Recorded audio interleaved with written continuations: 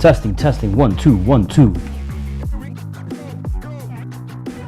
Hello, hello. Today we're gonna cook beef bulgogi and prepare chicken adobo, Filipino style. So it's Korean Filipino day. Here we go.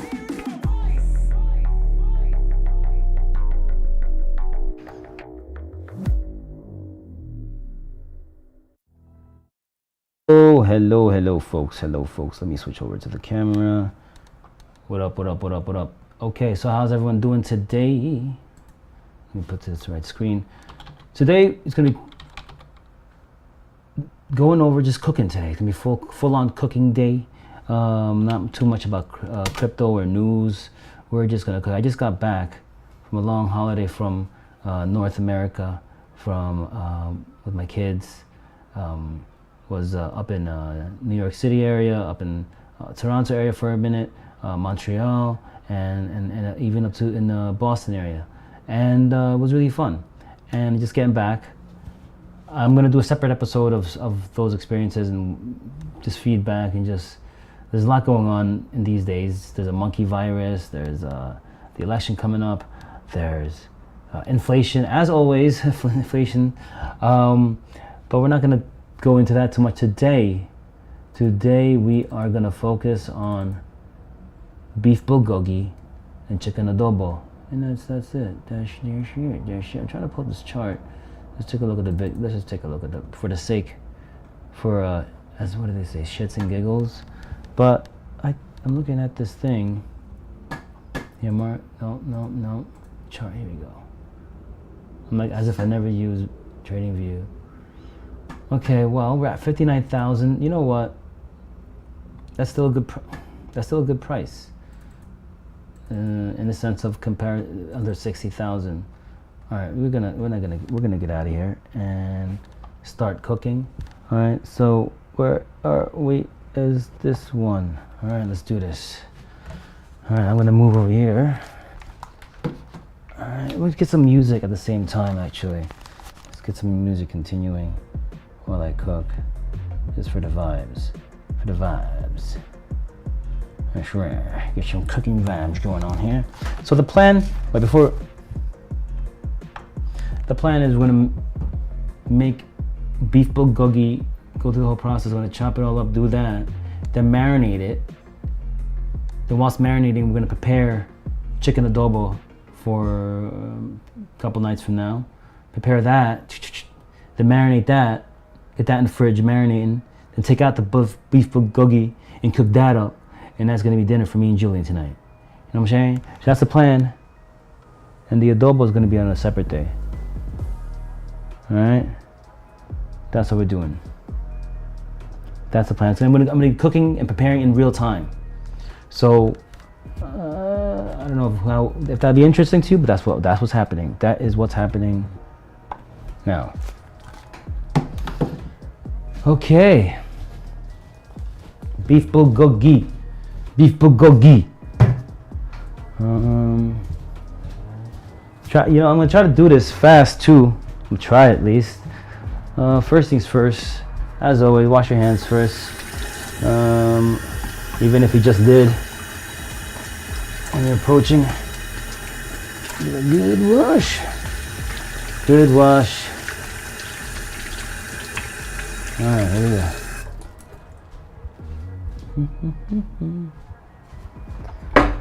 All right, so here we are. Okay. All right, so let's start with. Okay, we need a lot of onions for this. So we're gonna need a lot of onions for everything. So,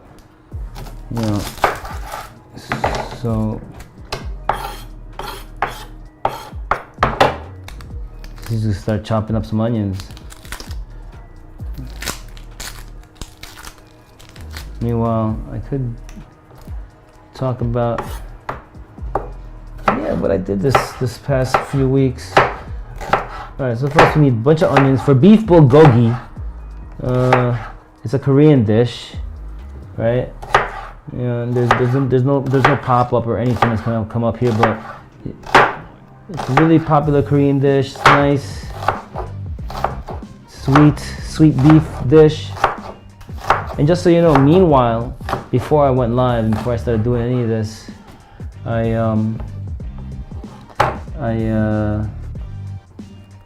put the beef that I will be using for the bulgogi in the freezer. All right, put that in the freezer, because what I do with the beef, I like to put them in the freezer about, I put 45 minutes. Right, I put 40 minutes because it makes the beef a little bit hard, and you can easily cut thin slices of them. Right.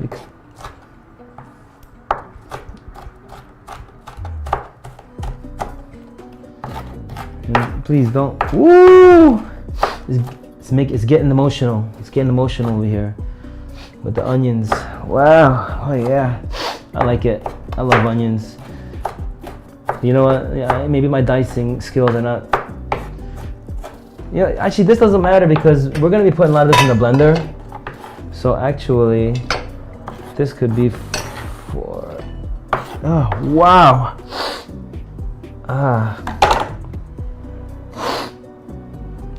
I love onions. You always gotta make things so emotional, cutting them up. You know, why things gotta get all emotional? It's just onions. Oh, that's the alarm for the beef. I'm gonna extend that alarm for another 15 minutes.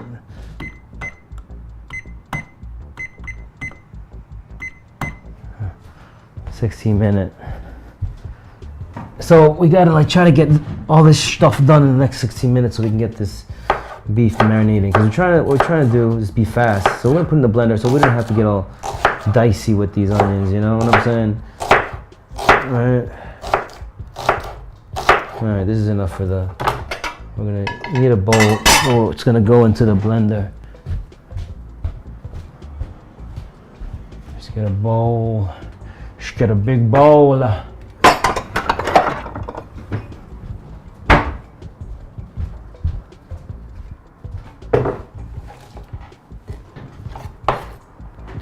Alright, we got onions, we need garlic. I love garlic. You know, I never measure garlic nor onions. It's more or less, for me, the more the merrier. The more the merrier.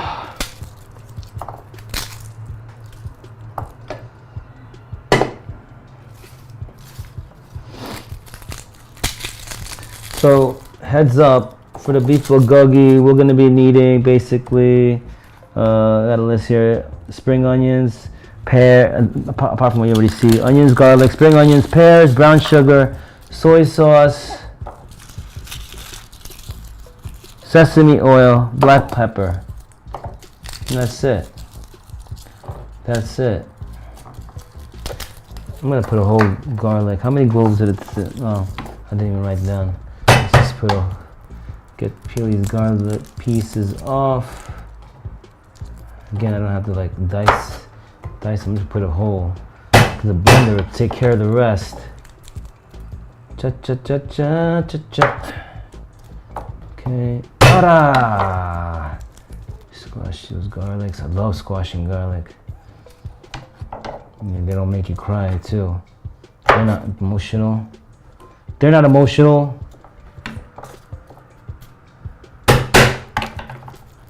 Garlic doesn't want to hurt your feelings. I love garlic and everything. Okay, we got boom.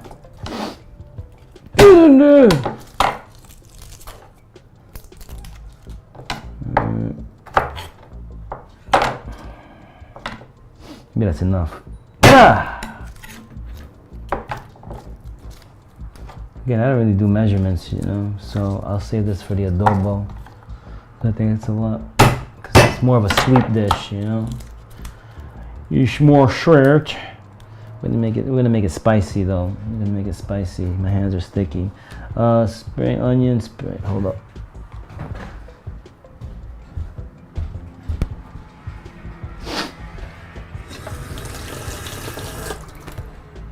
All right, let me get some spring onions from the fridge.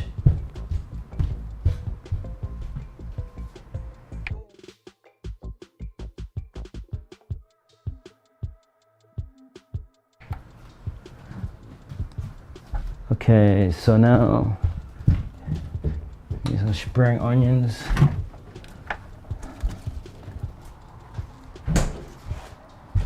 You gotta wash your spring onions. I had a bunch of spring onions among other stuff growing outside in the balcony, and a lot of stuff died while I was away. I was away for a month. So you know, some survived, some didn't. This is how life is. You gotta wash your spring onions. Sure, no creatures crawling up in there, trying to like go on for the ride.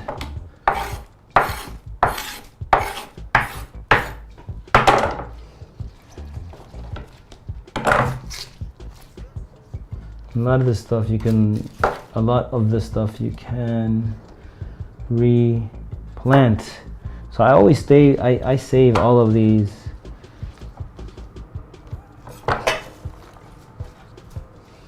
I save all of these ends. I just put them. So all this we're gonna use, we're gonna eat.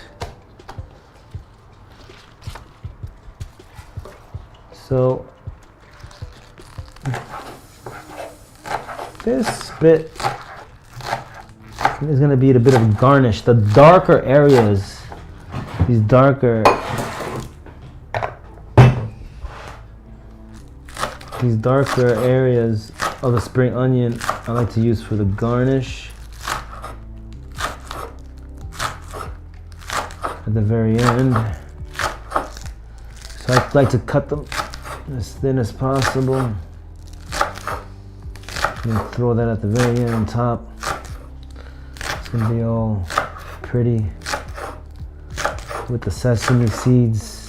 It'll look nice and delicious. All right.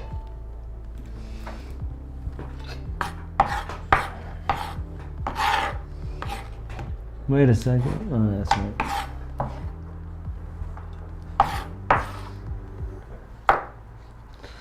And then this I'm going to use in this recipe. Some there and some still there. Alright, what else? A pear. Okay. Pear.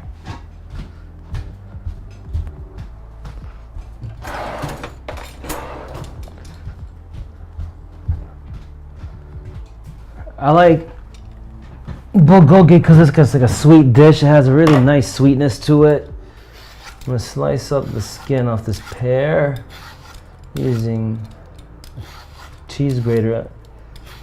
I think it's, well, I don't know if it's specific to cheese graters because it's actually doing quite a fine job on this pear.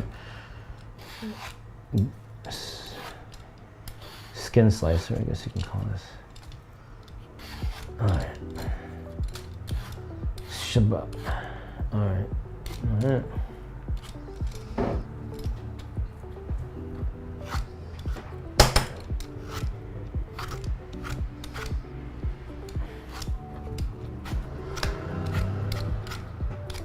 Okay. Alright. Don't mind my mess. I'm a messy cook.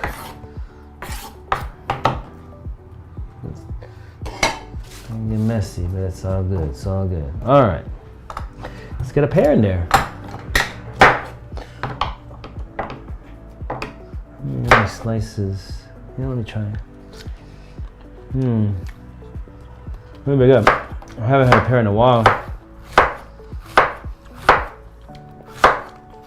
You know, I don't like apples, but pears, I like very much.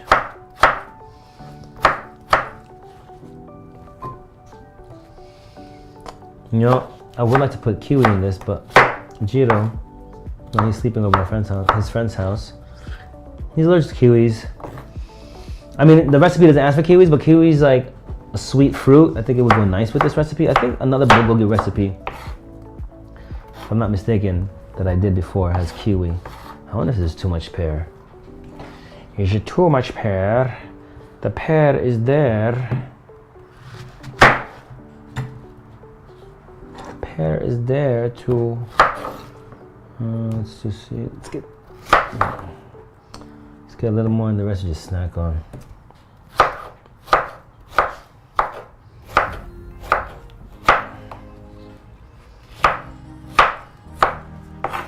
Okay, lots of pears. Lots of pears. I like lots of pears. Why not?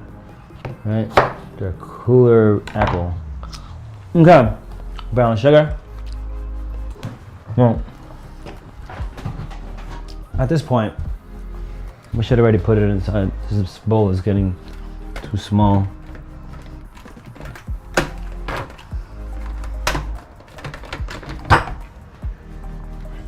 So, might as well already start putting this inside this thing. Where it's gonna go. So I have to blend this. Right? On there. Ah, goodness, lots of goodness going in there. Let's get some brown sugar.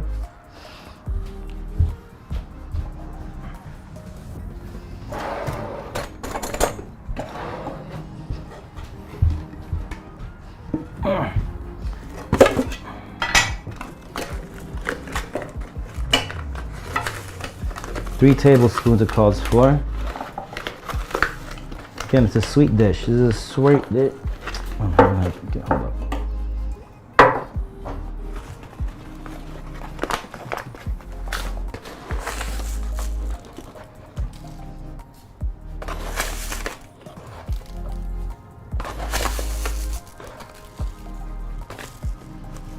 Just a little bit, just for extra sweetness. Just to be sweet. Just to be sweet, yes, hey?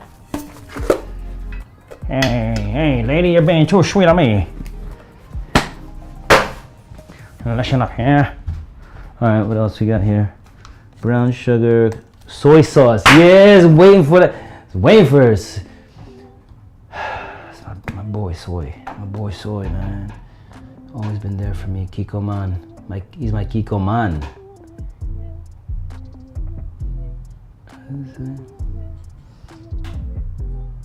How much was it? Okay. Oh, a cup, third of a cup. Hold up.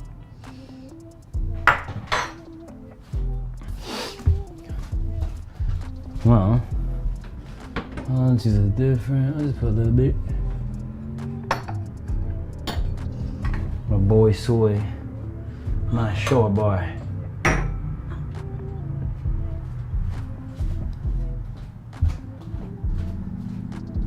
don't really do measurements like that.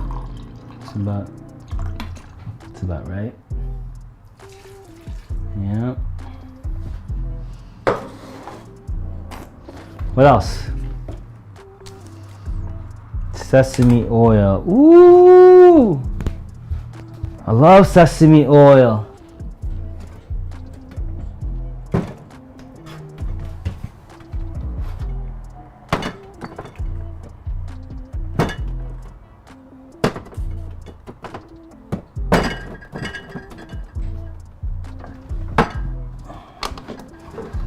Oh, don't tell me we don't have sesame oil. Oh, yeah, for a minute there. Got a little nervous. Woo! Got a little nervous there. It says here 3 tablespoons. So I'll just put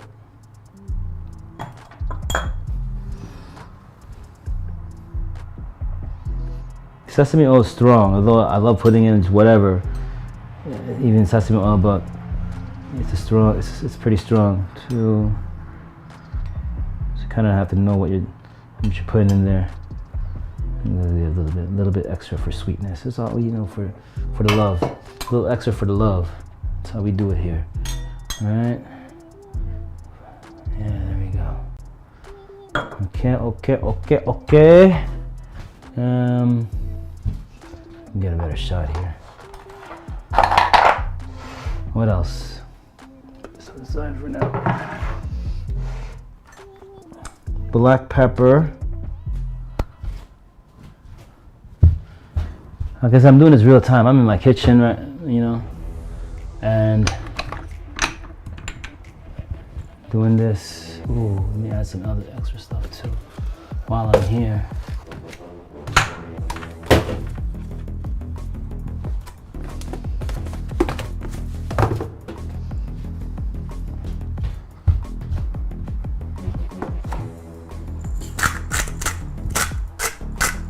Throw some pepper on there, lots of pepper, why not?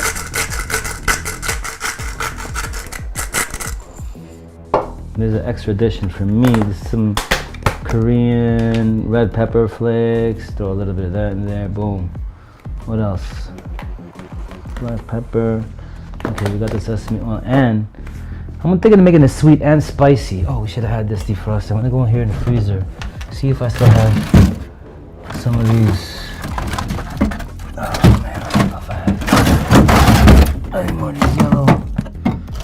Oh yeah, boy! I do, but they're frozen. Let me just see. This is what I'm gonna put this in the run on the hot water for a sec. These are hot, mind you. Okay, so these are super hot, so I'm only actually gonna do 1 pepper per dish, which is 1 adobo, yeah, 1 adobo, 1 for these. It's gonna be hot though. I don't know if I should put a full one.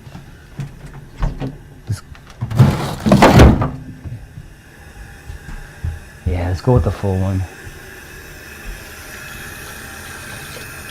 They defrost quite quickly. I'll take a smaller one for this dish because the chicken adobo is gonna be more. Okay, so let me cut this off.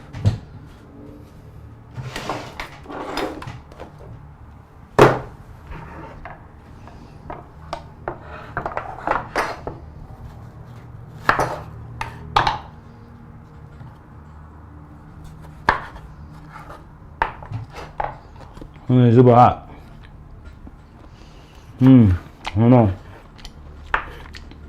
I should put a hole in there. What do you think, Julian? Should I put a whole pepper? Or half. Boom! It's in. Alright, so what else? Oh, I am gonna put some paprika. Add a little bit of See the original, the recipe. Oh, that was okay. The beef got to go out the freezer soon. The recipe didn't call for paprika, but sometimes when I'm making a recipe, depending on like if it's something sweet or something bitter, I try to add extra other things, you know, in that palate range. So I like this red paprika. It's kind of sweet. So let's put a whole. So experimenting it in that sense. Alright, so let's just throw that in there too. Alright, I think we got everything that we want to put in here. You know what? Now we're on a sweet tip. Throw in, just because we're on a sweet tip, I'm gonna throw in a little bit of this honey that I got from Santiago de Compostela, Spain recently. So I'm putting a little bit of that. Get in there. Oh yeah.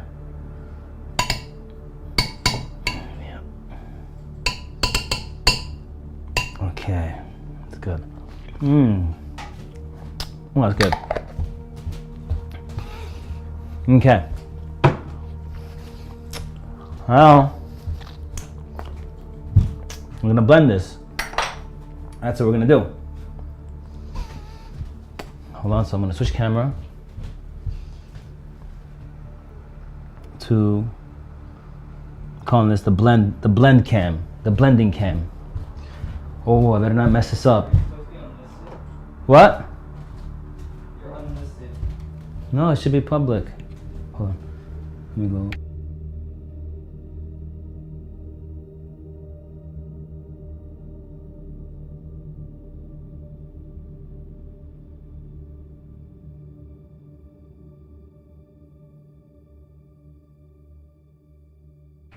So now we're gonna go to the blend cam.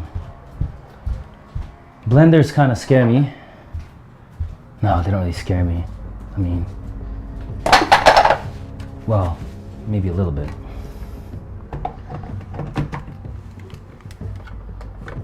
Am I doing this right? Oh, I'm already messing this up. Okay. No, my area is so messy. I've been like just, okay, I'm gonna make it more nitrous real quick. Okay. Okay. Okay, here we go. Plug it first.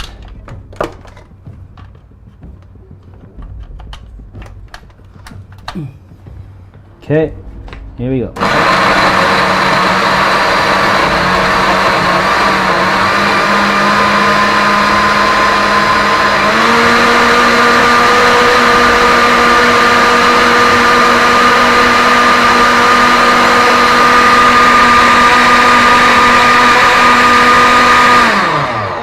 Wow, look at that loveliness. How do you do this? Okay, there's a good, oh, the other way. Wow, okay, so this is what we are going to put in our beef. All right, so now let's get the beef out of the freezer where it's been hardening up. Yeah, let's just use this.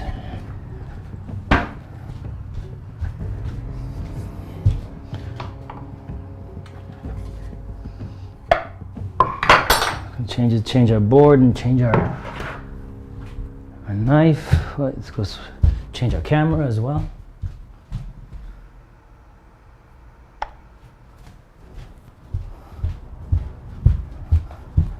Okay.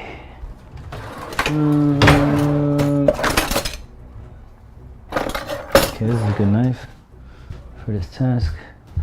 I don't know if this board's big enough. Yeah.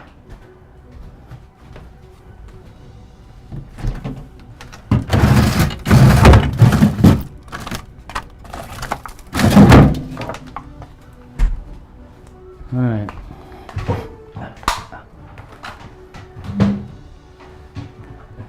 Okay. This is a cut of beef.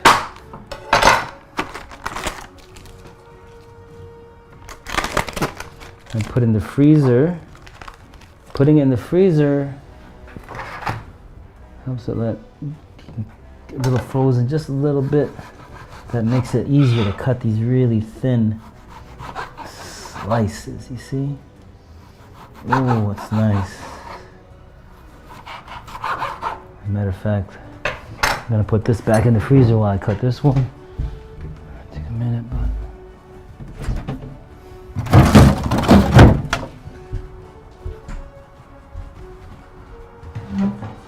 I need something to put this everything together.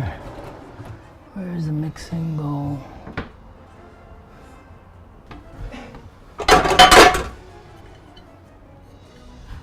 Put it in here.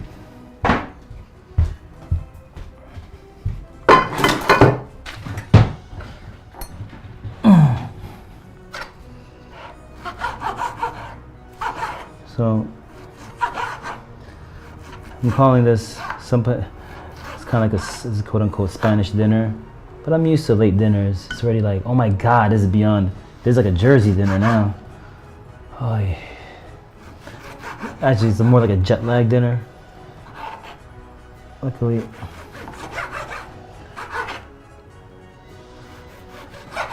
it's just me and Jules tonight, and so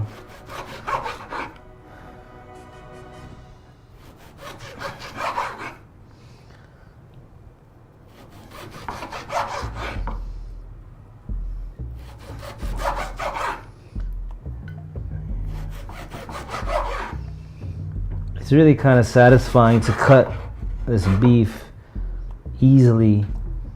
It's just slightly frozen. It just cuts like so. It's quite satisfying. Okay, that's good for that.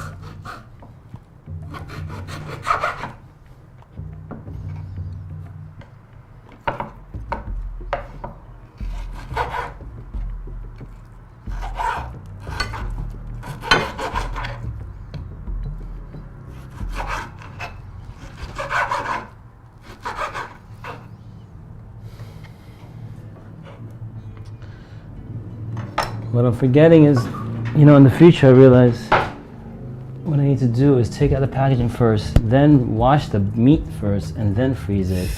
Although this time I didn't do that, but I am going to give this, what I'm doing now off camera, is giving this meat a rinse.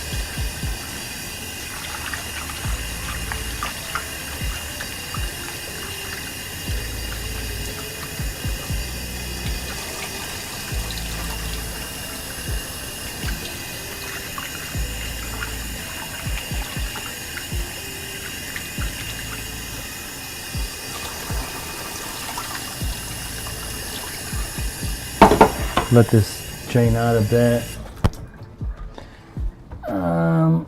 Yeah.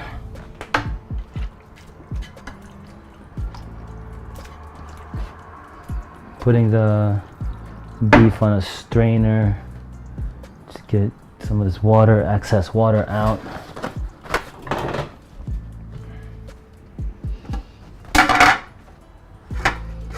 Okay.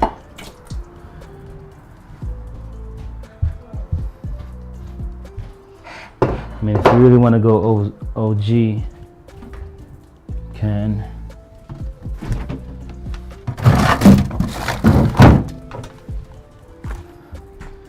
You could,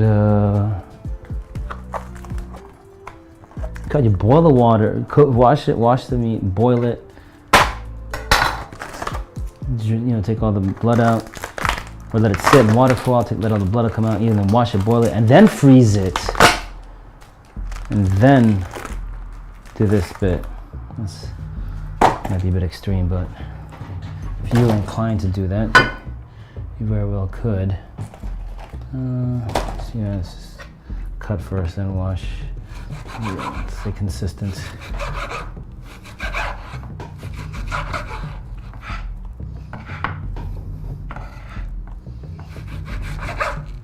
So you want really thin, as thin as you can. You want that bulgogi flavor all over this thing.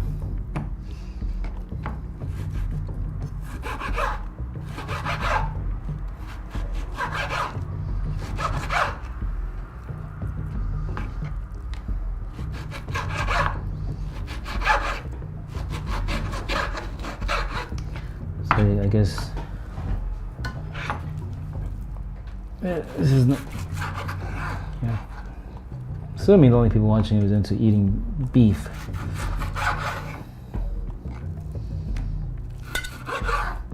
Beef bulgogi is one of my favorite Korean dishes.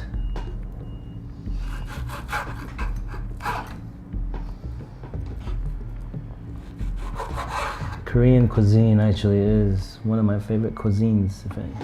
If I had to choose a cuisine, it's definitely up there in the top 3. It's Korean cuisine.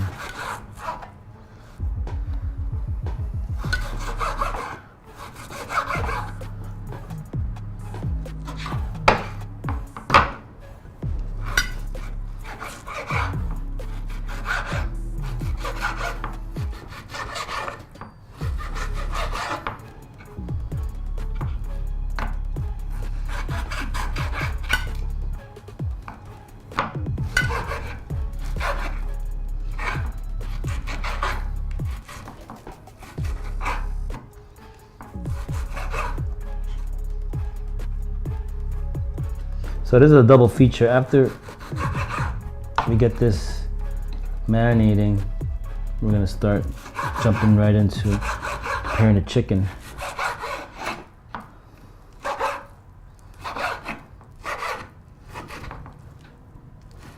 All right, go wash this.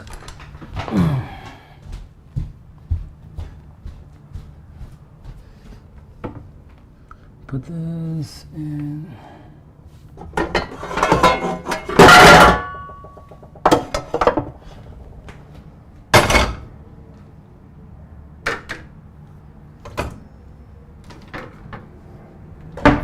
So I'm washing meat. Washing meat.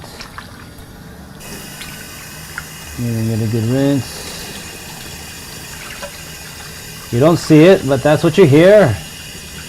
You're hearing meat getting rinsed, getting some of that blood out,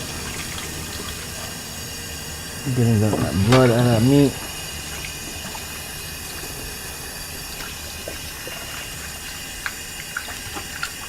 And any other unnecessary things. Only lovely things allowed.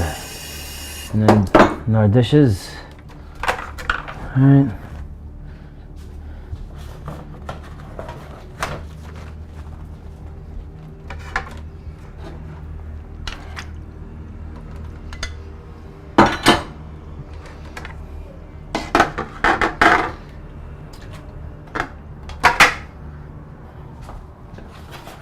In a very, very makeshift way, you'll see what I'm doing here is trying to get as much water out of that beef from here. I mean, I could wait and dry it out completely before putting in the marinade, but you know what?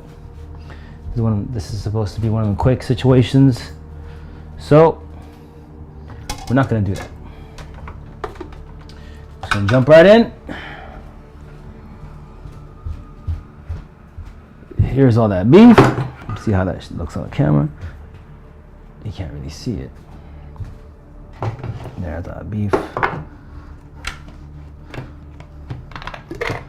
Stuff in the blender. Alright, good stuff. We just pour that right in there. Whoa, whoa, whoa, whoa, wowee. Alright. Yes. See that? Get that in there. Well, we could have put more beef in here actually, but wow, that looks good.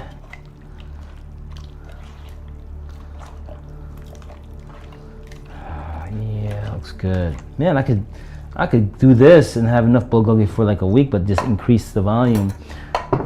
But that's pretty much it for that. Now we're gonna let that, wow, because that didn't take so much effort. I have to remember this.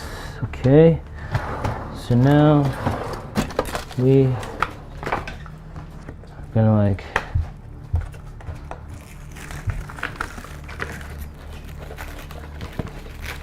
seal this up.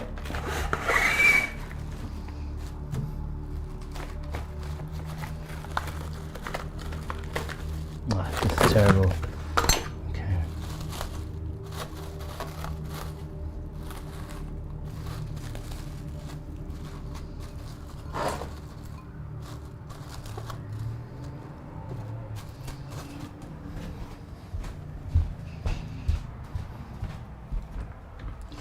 Okay.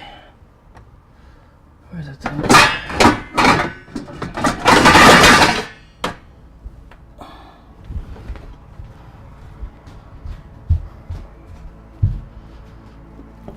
Okay, so we let that marinate for a good, put it in the fridge, let it marinate for at least a half hour or so. It doesn't matter. As soon as we're done with the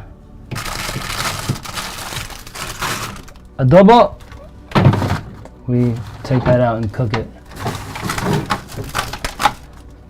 All right. Now, well done. All right, now let's just jump right in and prepare some adobo.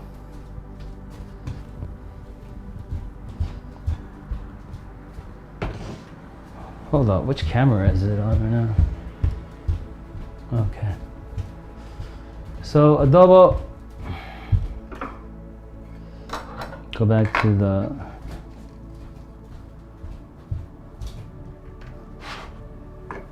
fruits and vegetables cutting board and knife, aka non-meat knife and cutting board. Alright, so adobo. What do we need for adobo? Basically, the main stars. Hold on, I'm gonna take this. Alright, let's go do something here.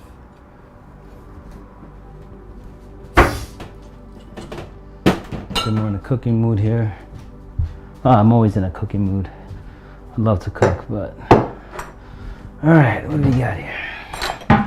We're making adobo. That's what we're doing. And drinking Chilean red wine, Camarinier. I don't know if it's, I'm probably not saying that right. Alright. Cheers, folks. Now, the main ingredients, chicken adobo. I've had a few videos already of chicken adobo, but now we do it real time, live. The main ingredients is kikkoman soy sauce and vinegar. Now this vinegar is actually, I got it in Boston while I was visiting my dad. And this is premium cane vinegar. Real special stuff here. It's how the real original Filipino adobo is. This one, there's another one, I think coconut vinegar. I don't remember now. There's two of the original, like the real OG recipe. We're gonna use this live tonight for the first time, at least me. I mean, I'm usually just using regular vinegar, like a white vinegar or something, right? Not this time. Get the real stuff right there. So, now, okay. Here's what I do. No,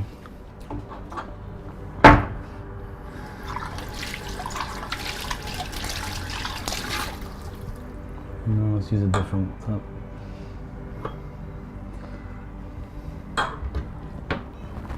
That pear is a bit spicy because the last thing it cut was that Madame Jeanette pepper. Spicy pear is what it was. Right, need a mixing bowl. Okay, wait a minute.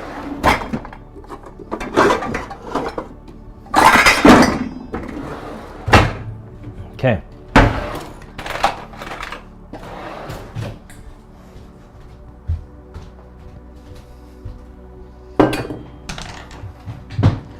Now we're gonna do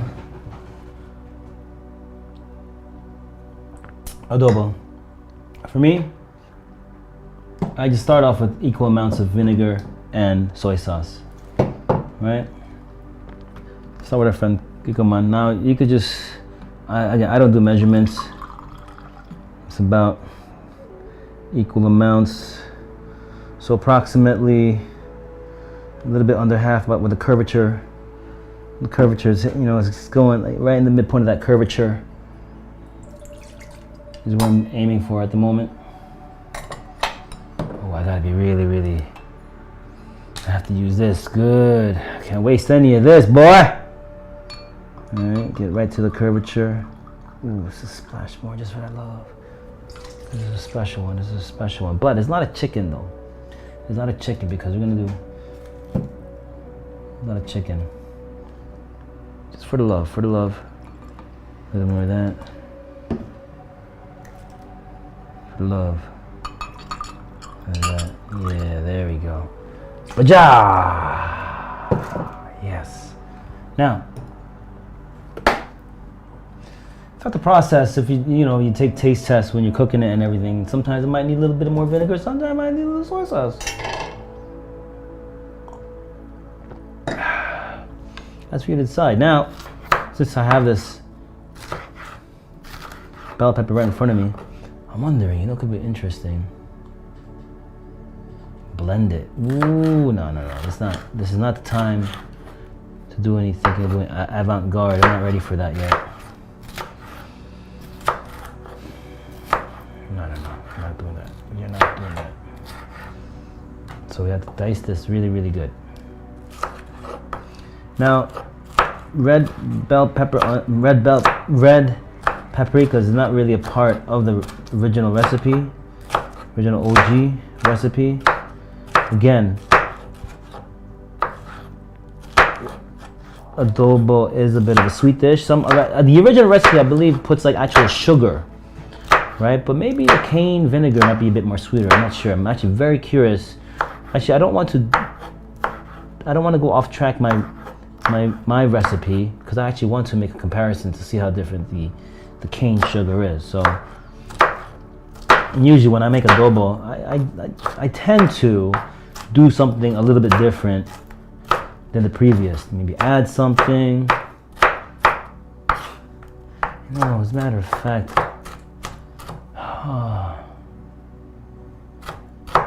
should have added some basil and coriander to the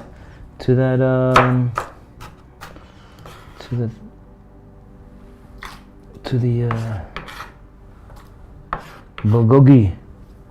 All right, so onions. You got onions already. Garlic. More garlic.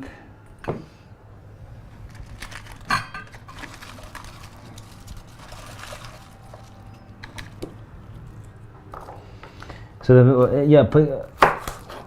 so it's mainly vinegar, soy sauce,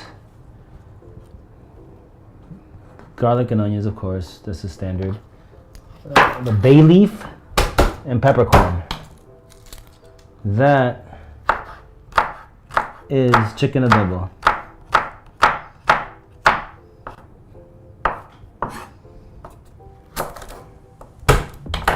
That, my friend, is chicken adobo. Yeah.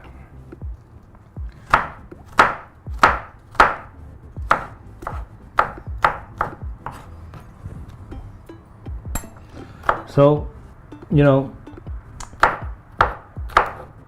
quite a month traveling in North America, and one thing's for sure, I guess this is a good time to talk about it, because I love to cook, but you gotta cook, especially in North America. Things are just, eating out is so expensive. I made the exception, of course. I'm with family, with my kids, and you're on holiday, so I'm paying for the experience, and I love it. There's no price to that. There's no price to see a smile on their faces. So we go out and stuff. But your vacation's over now. So now we'll be back to hunkering down here. And just throw some in there, why not? It's so expensive out there. Everything's so expensive to eat out. Current market price for a lobster roll in Boston right now is like close to $40. $40, 30, like 30, over $35. More, maybe more in some places if you're gonna sit down, dining in. 40 US dollars for a lobster roll. Okay, get it, it's lobster, but it's a fucking lobster roll.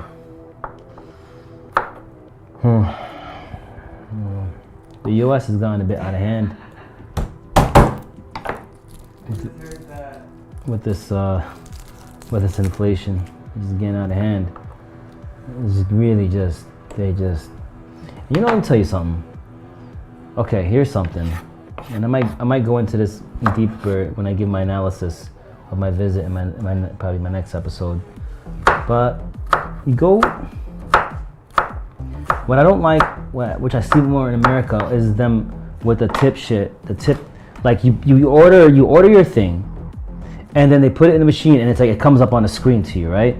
Now it says like tip, and they're standing right there. So there's a bit like of like, okay, what are you gonna give me as my tip? So here's a couple things that I don't like here, right? And this is how we've gotten this is, as a society, we're letting this bullshit happen. All right, I'll say it's bullshit. What these horeca, I don't know what the English word is, or maybe that might be an English word, but here in the Netherlands it's called horeca, the whole food business. What do you call that in America, in English? There's a word for it. But the food business, food industry, they're just getting out of hand. So you have this machine, they put tip. Now, first of all, and you just kind of like, you feel, first of all, fundamentally, I don't think you deserve a tip if you're just taking something from the fridge or pushing some buttons and putting shit in a bag. That was your fucking, sorry. I could say this without having to curse. You could do this without cursing, Ed. You gotta push some buttons and put something in a bag? No, that does not deserve a tip. You shouldn't even put me in a situation. Let's keep it as dining in. If I'm sitting down at a table, you come to me, you're taking my order, you're giving me a nice smile. You're smiling, okay. Service, food's good, okay. Then you get yes. Well, even if food's not great, that's not your fault as a waiter. But yeah, then you deserve a tip because you. But if you're just standing behind a counter and pushing buttons, nah. Stop asking me for the tip, for one. Two. So I'm confidently, not only am I confidently going no tip, I am proud to say no tip. So everybody out there, if you're in that situation where all the fucking dude did, right, was take a fruit something from the fridge behind him and put it on a counter in front of you and push some buttons, you need to be proud to say no tip and do it with a smile on your face. And what I don't like, right, is now, they probably, these guys, okay, now I get a little bit, I'm maybe getting deep into this, but I feel like, but maybe not, because I know how the American way is. They think about everything. Everything's a science American. And I say American because I'm seeing this everywhere, only in America, where it's everywhere. Asking me for a tip for some bullshit. So okay, check this out, right? Check this out. So I go to Starbucks or something, right? I'm never in Starbucks. Fuck Starbucks. Fuck Starbucks. But if I'm in like some cafe and I ask for, say I usually have my coffee black, but in a hypothetical situation, I'm in the mood for a cappuccino, right? Takes a bit of extra, for example, right? Even just pouring the coffee, whatever, even black. Point is, I order this drink, and then they ring it up, right? They ring it up, and then as they're gonna prepare your drink, they put you to like pay for this already, which gets put you in the funnel of the payment funnel, which is fine.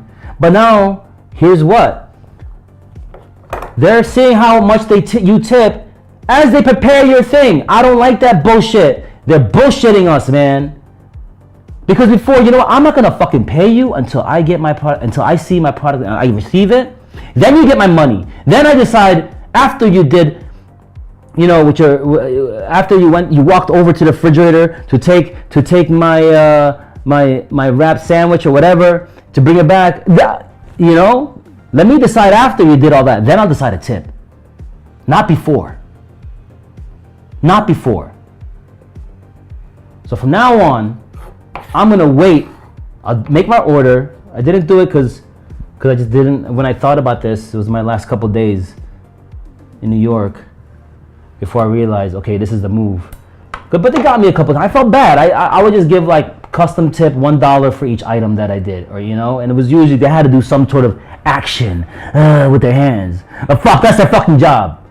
I need to. Your boss is paying you. If you want to get paid more to push more buttons, you ask them for more money. Don't ask me. Fucking A.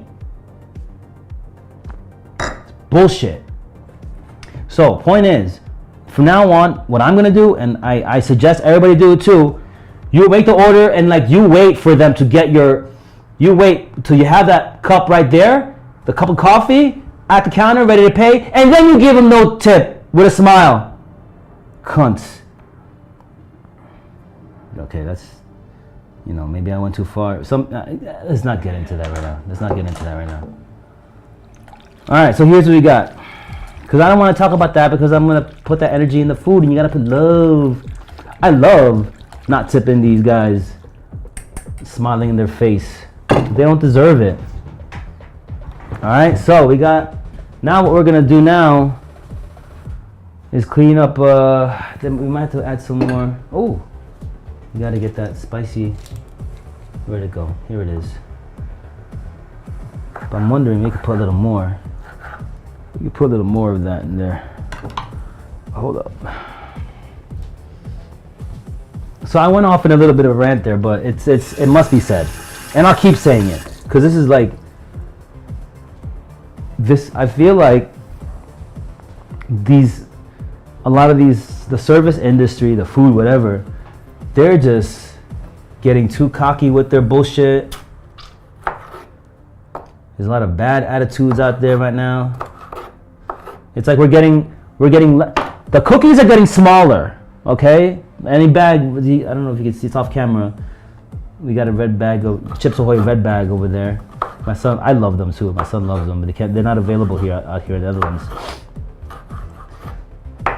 The cookies got smaller, so the product got a little bit worse. The service is shit, and they're asking for more money, and they're asking for a tip on top of that. Go fuck yourself. All right, go fuck yourself. So I'm gonna cook my own shit. I don't need you to fucking feed me. I'll cook it myself. All right, this is a lot of chicken. I might have to add some more. Because I want this to last for a minute. I might have to add some more liquids to this. Alright, it's gonna go for a different camera. Yo, this is some real time. This is real time, bro. Real time. We're gonna have dinner at like 11 o'clock tonight. No, I'll try to do it quicker than that, buddy. Alright, there's a lot of chicken. A lot of chicken. I was supposed to, we're gonna have some people over here for dinner the next couple of days as well. And you know this adobo, you can't have too much of adobo. Come on, hey. So the plan now is to marinate this chicken, clean this chicken, marinate it.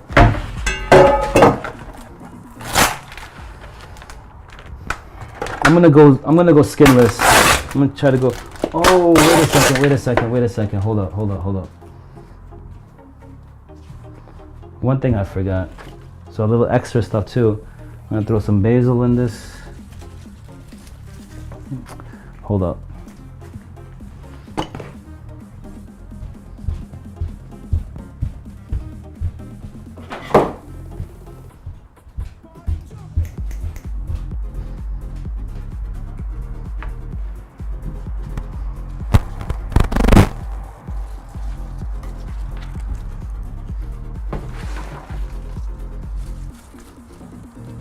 I love basil and coriander.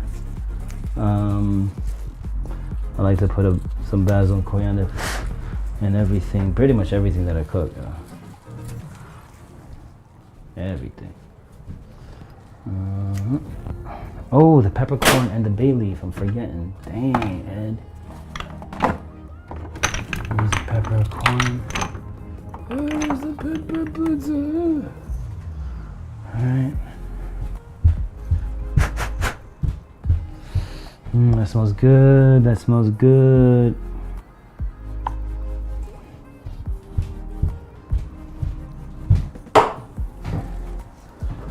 This is just a bunch of basil and coriander that I took. Throw that in there as well. Just throw that in there. Black peppercorn. That's from the original recipe. And some bay leaf. That's from the original recipe. Gotta get that in there. An extra one for the love. Alright. Mix that up, mix that up. See, the way I do it, I get so much stuff going in there. It gets so thick. Alright, well in that case, you just give it a little bit more. A bit more soy sauce. Soy sauce. Vinegar love. Yeah. Alright, because that's a lot of chicken going on back there. So we have to make sure we got enough to like cover them chickens up. Now,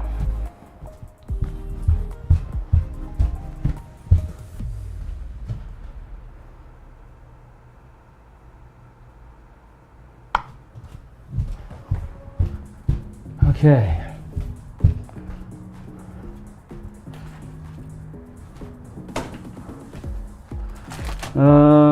Alright, what I'm doing now is I'm gonna be just rinsing all these chickens. You know, what I don't have is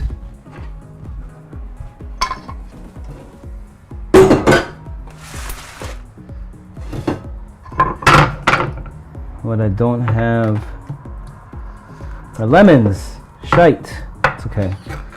Because usually, as I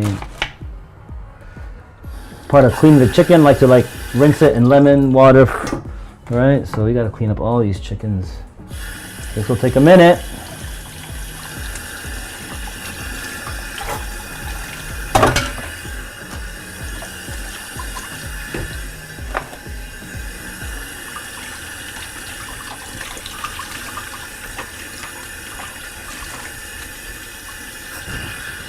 Watch that.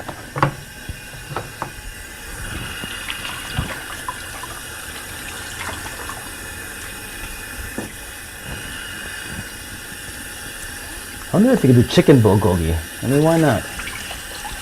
Why not?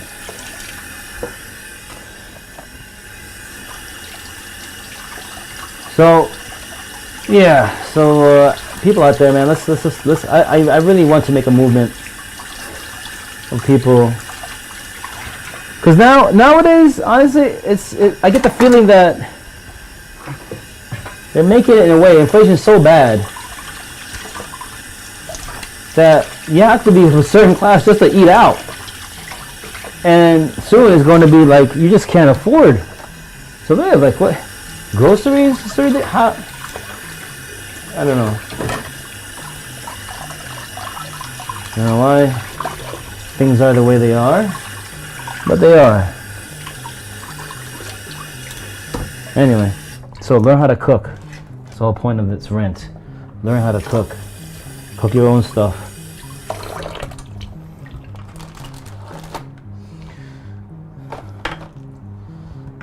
Okay.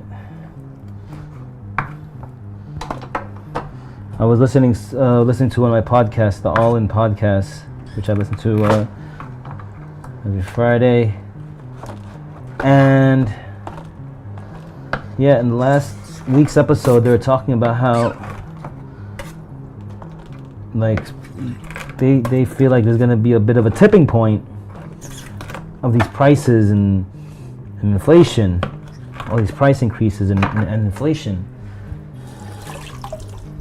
and soon there will be a tipping point. And I feel the same way, because everywhere I go, and no matter what class you are, rich, poor, whatever, people are talking like, I can't afford this anymore. It's too much. I can't go out. I can't do this. So the people are speaking. The people are speaking, and we're saying the people are talking, and we're just not liking how it's been.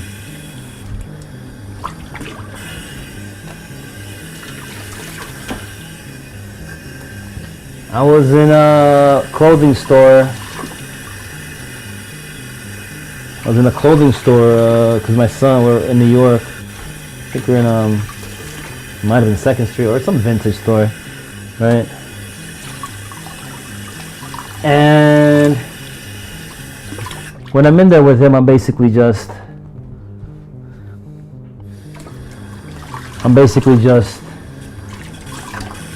waiting for him, right? You know, sometimes with a book with me, reading book, basically waiting for him. But then at one time I was just strolling around, just checking out some stuff, you know, what they got there.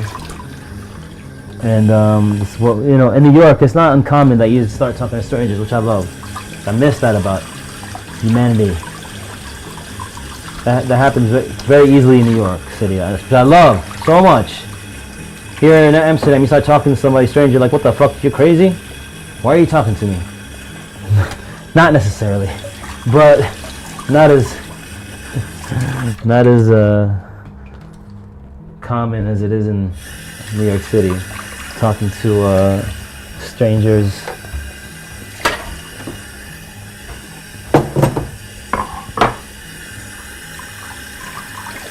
So yeah, man, I gotta make a lot of chicken. I got hungry boys. I may have 1 or 2 guests, and if I can get at least 2 dinners out of this, so guests and a second night with the boys, that'd be great.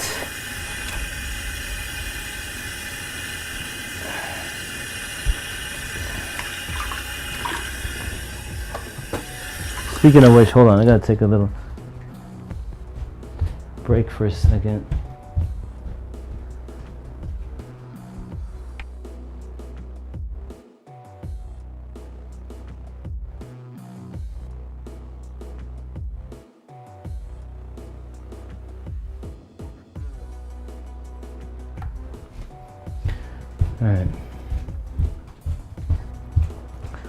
Alright, what are we doing? We're making adobo for tomorrow.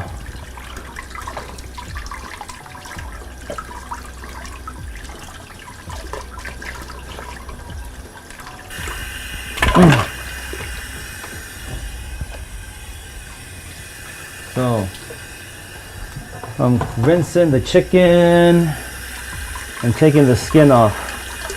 I'm gonna have more of a healthier version. Sometimes I leave the skin on, but sometimes I don't. There's no real reason why. Whatever mood I'm in.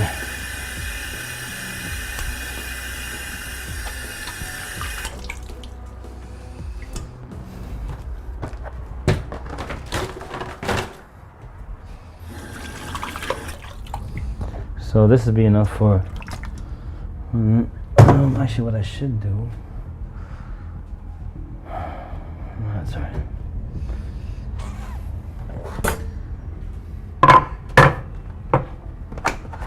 I need to get a butcher.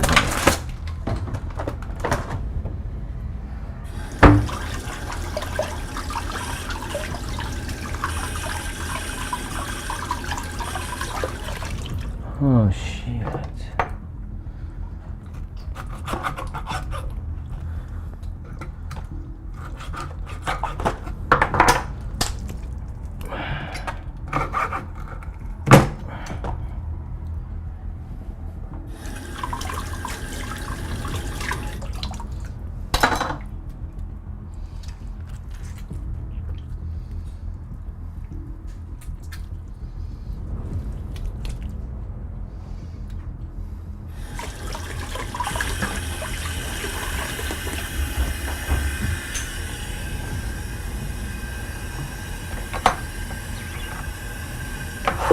Guess maybe this part of the film might be a bit gross for some, but just meat.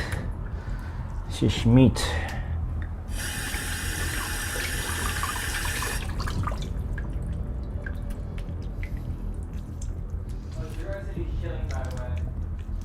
Okay, thanks.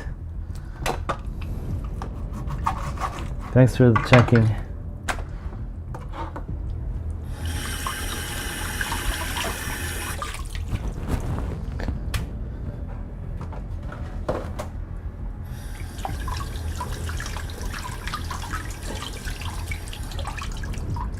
So, what else can I talk about? Let's say I really like Toronto a lot, and Montreal. Really nice cities. My first time making out in Canada. We first went to the Niagara Falls, which is, I went there in Niagara Falls when I was a kid. I went to the Niagara Falls. And so this is, it was nice. It was nice. Niagara Falls was really cool. It was really hot. This summer has been really nice and hot. 2024 is a nice summer, I must say. As far as temperature, some might complain that it was too hot. And you know who those guys are? Jerks. I want to say another word, but I'm trying to say this word less, especially in public. But they're just jerks. Like what? You know, when the time you're complaining about how cold it is in the summer, oh, how hot it is. It's not like enough. Enough. I love the heat.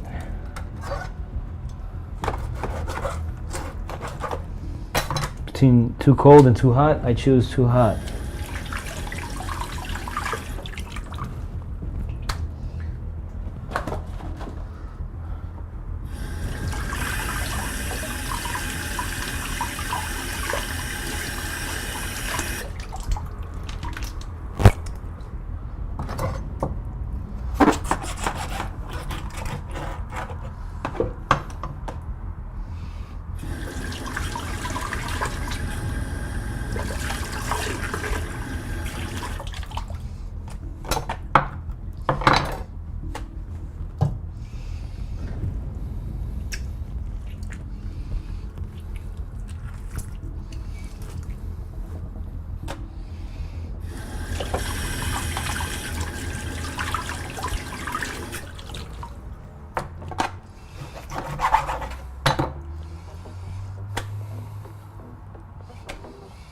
I'll leave some of the fat. The fat's good. Like the fat, little bit of the fat. It's good.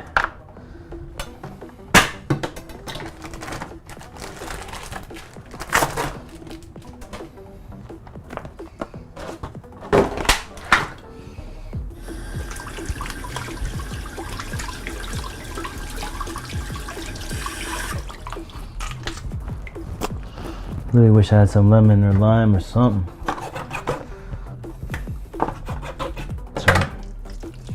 Forget about it.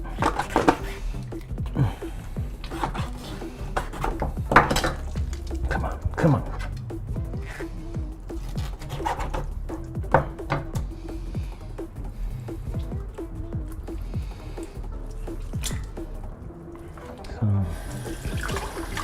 Really, summer's going to be an interesting summer.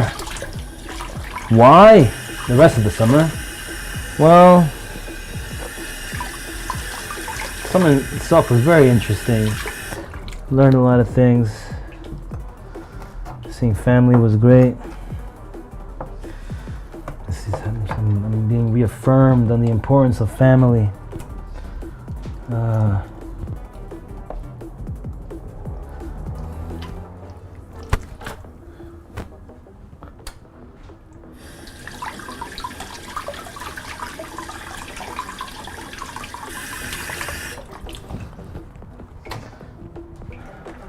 Three more, come on. Well, this is going to be enough chicken for a while.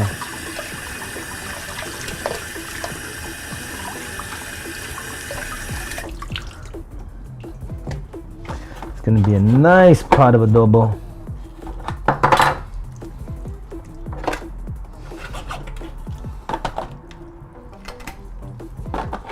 Come on, give me a break here.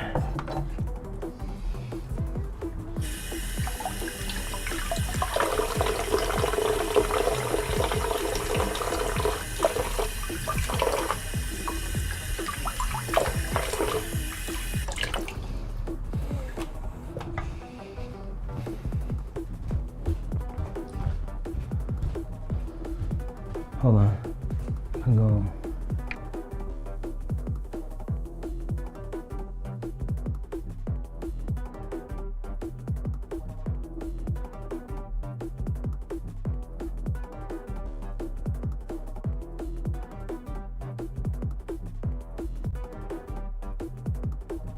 I'm back on. There you go. Stretch my legs, break. Hold on for a second. 1 second.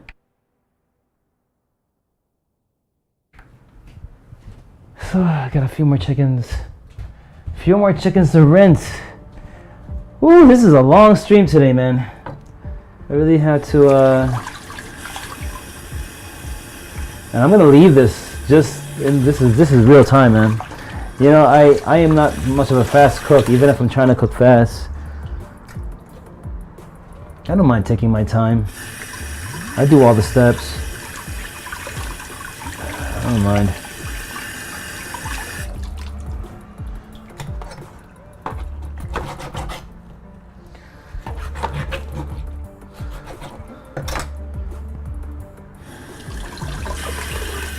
I'm glad today's Friday.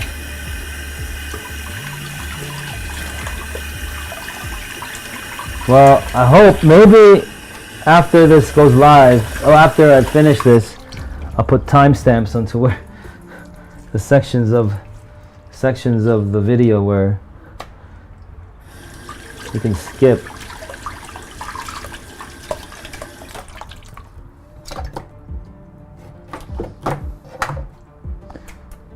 All right, last chicken.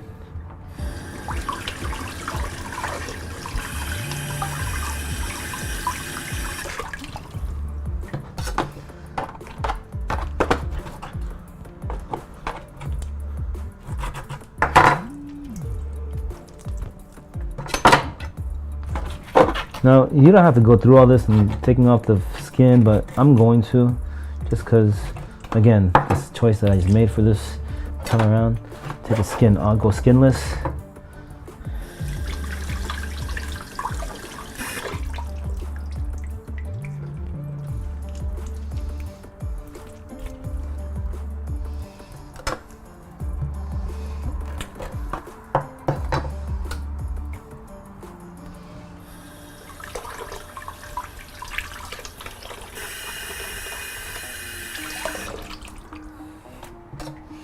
Okay, so this is our chicken, what we're going to be working with. Made a bit of a mess. I'm going to give this another quick rinse. So usually what I would do this with lemon, but you know what, since we don't have lemon, what I'll use to give it a good rinse is a little bit of vinegar, regular vinegar, just as cleaning. I'm not gonna use the cane vinegar because that's for cooking, you know. I mean, this is natural. Wait, this was unopened. Do I have an opened one? Let's see. Doesn't appear to be. So open this up. Okay, pour a little vinegar in there. Just give it a good clean.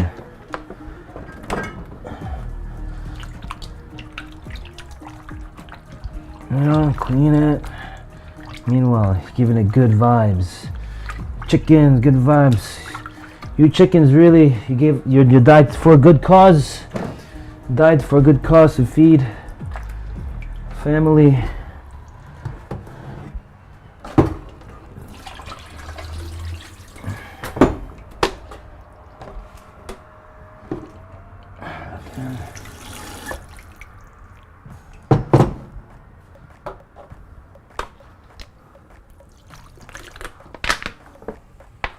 Alright.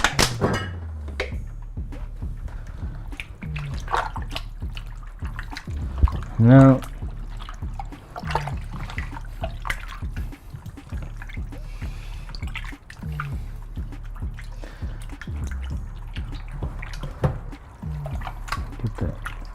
get that in there. So okay, that's a good clean right there. Pour this rest of this water out.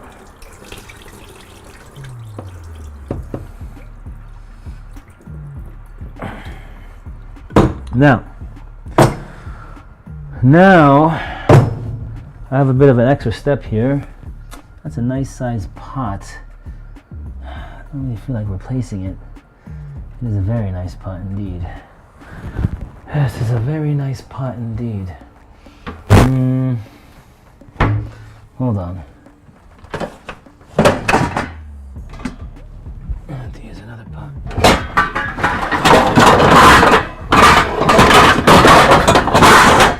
Okay, sorry about all the noise. This pot is smaller, but here's what I'll do.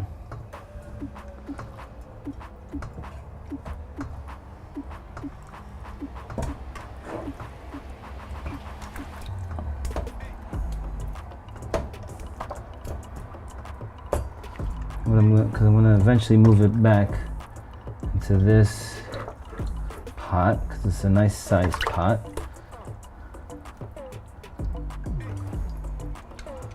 But I want to dry it first.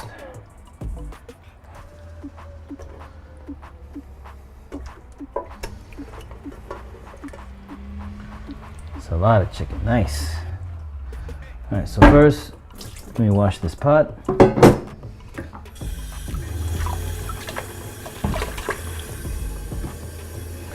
Because it's eventually, I'm going to watch it because we had the chicken cleaning in there, and this is now going to be the pot where the chicken will marinate for at least probably within 24 hours.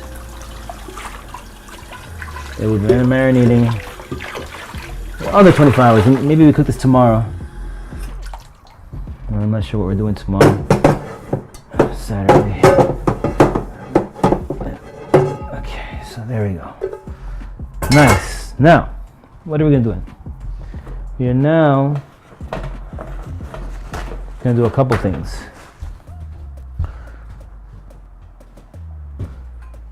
I don't know. Again, we might have to make some more. So, we're going to dry it out. Take a napkin, dry it out to take as much as the water from the chicken. You see what I mean? See there? Right? And dip it in here. Dip it in there. Marinate. Collect some juices. Stick it in there. That's what we're doing now. It's a bit manual, but this is how I do it. This is how I do it.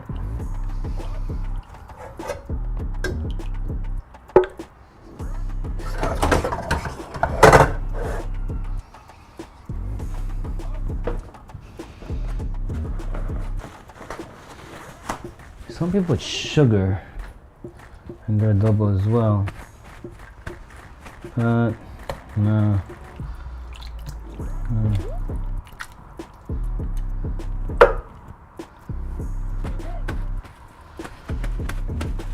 I don't know, maybe drying might be a bit excessive, but you know, we did all that washing, so sometimes if you have too much water in the protein, it sucks up the flavor if there's too much water. Right, in this case, all the concoction that we put together right here.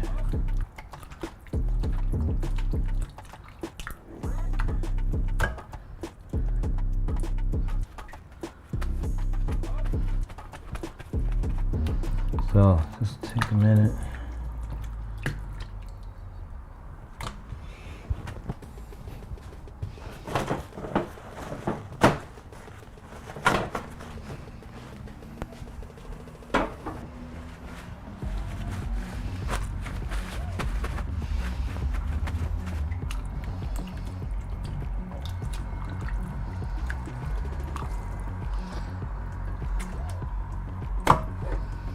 So this is a very, very manual adobo. Now, you know what? You could do everything I did and just put vinegar, soy sauce, onions, garlic, bay leaf, pepper, put it all together, mix it in a bowl, and you pretty much, that's adobo. But the way I've been making adobo for the past couple years, I came to this. And there's many ways to heat it up too. And I have my own way of heating it up. So this is like how I came to do my adobo. So, you know, Some might say it's a bit excessive. You know? What? Excessive love? You gonna say excessive love? Hey, loving the food? Is there an excess of that? Can there be an excess of love in the food? No. No.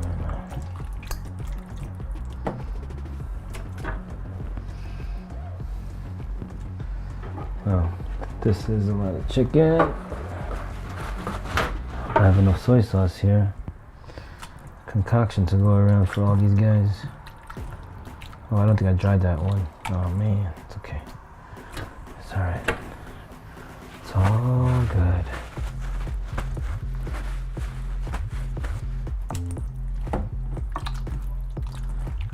Another way to do it is dry it, stick it in that thing, pour it on there, and just, that's another way. But again, every time is a bit different. This is the first time I'm actually doing it straight from the drying right to the marination into the pot. There's actually, every way is a bit different. Alright.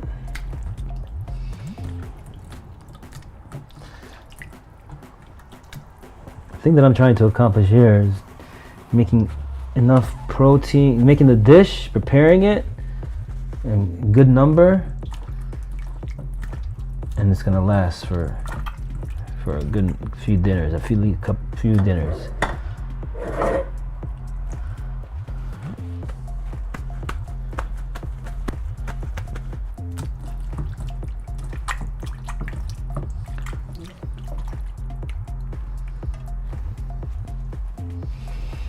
And yeah, I wonder if there's, I'm about to say something, but there's no science behind what I'm about to say, so I don't know. But maybe without all that skin, I would think the fatty stuff absorbs. It's very absorbent. So with if you kept the skin on, maybe it's gonna absorb much of the, you know, the flavor and stuff, right? So rather than going to the chicken, it's going into the skin. I wonder if that's any truth to that. In this case, I want the flavor to go into the chickens, into the meat, So the skin is also part of the chicken, but you know, the meaty stuff.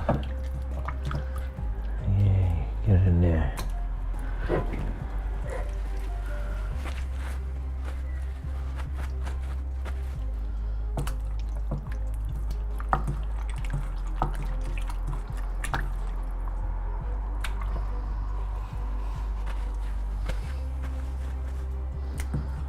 Baby, baby, let's get this cooking going. I'm getting hungry. I've been hungry. You know, and just in case anybody's thinking, oh, what a bad dad making his son wait till 11 o'clock to eat dinner. You're such a bad dad. Well, got him some Taco Bell before coming out here. I knew I was gonna like do all this. Prepare 2 meals, two different dishes, and cook one, and stream it. So we knew this is gonna take a minute. So I got him Taco Bell, classic Taco Bell.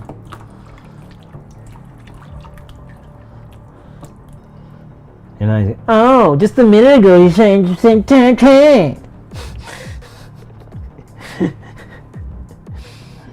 Oh, you know, it's me making the boy wait, so we'll pay. So, yeah, and besides, it's the Netherlands, so it's more still reasonable, and I hope that Western US bullshit don't come across here, where it's like, you're at the kiosk. Oh, I never even, you know, at the key, alright, I never even finished what I was saying earlier, because I could be, you know, when they ask for the tip, before you give them the product, I feel like, okay, they're looking at how much you pay, your tip, and now they have to prepare your food. That's the whole point I was saying earlier. I never even finished it. Now they have to prepare your food. So it's like, are they gonna prepare it with like love because I gave them a 0 tip, or are they gonna prepare it like, they're gonna prepare it with like poison in their mind, giving me a really, really shitty cappuccino? You see what I mean? That's why I don't like that system. We need to fight this system, is what I'm telling you. We need to fight that system. They're fucking with us. So, but now the joke would be like, yeah, they asked for a tip at the fucking kiosk. How much you want to tip this stranger that you don't even see yet? How much are you willing to tip this kiosk? And then, oh, that's love. Look at all that. Oh, just enough.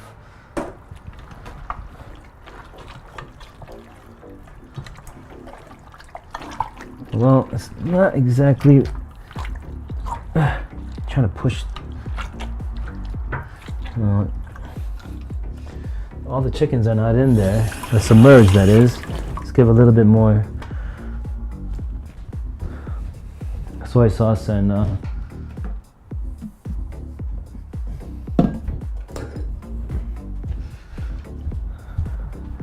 soy sauce and vinegar.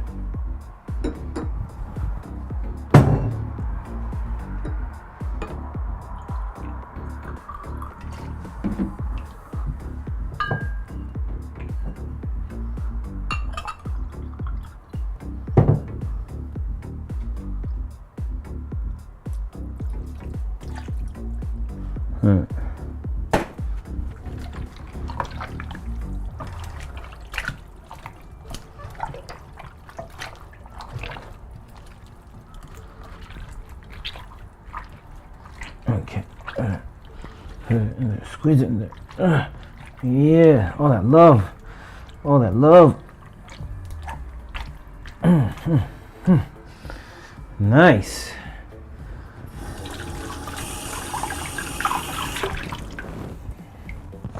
Nice.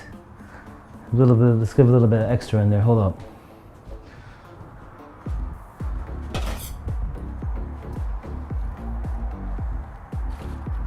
Always go extra with the love.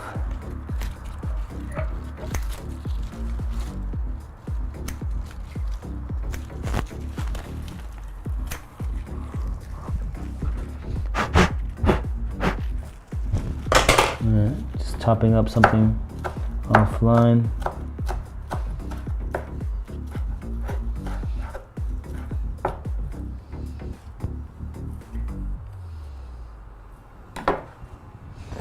All right,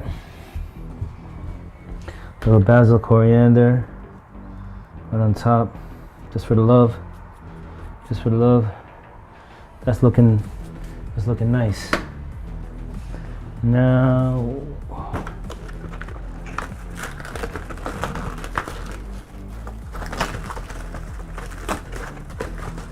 I'll cover this up.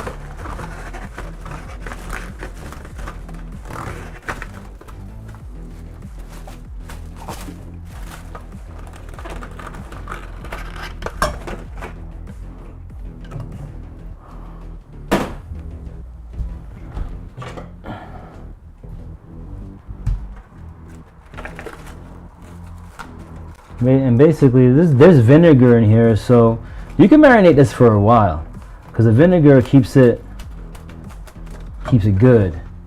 So I don't want to say how long you can put this in the fridge for, but I sometimes will let this in there for a couple days, few days.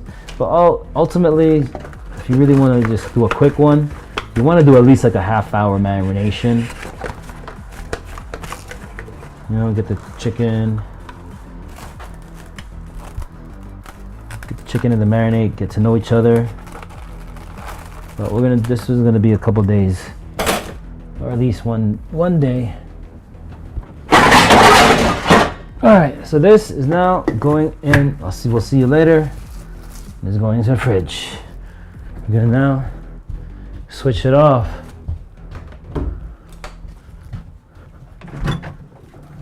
To our friend from earlier. Hold on. Whoa, whoa, whoa, whoa, whoa, whoa, whoa. That's in the fridge. Now, whoops, that did not close fully.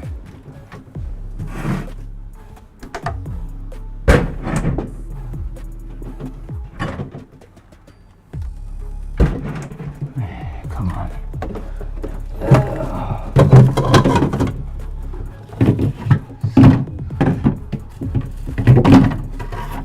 physics. I'm trying to stuff in the way. What is this? I don't even know. That doesn't look good. Anything else back there?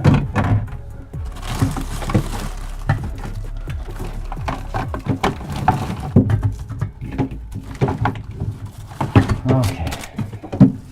I had to shuffle things around in that fridge to fit that pot. So now go to this messy stove.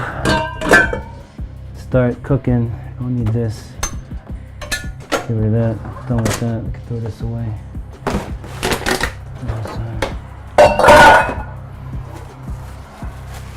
Now we're gonna cook this. All right.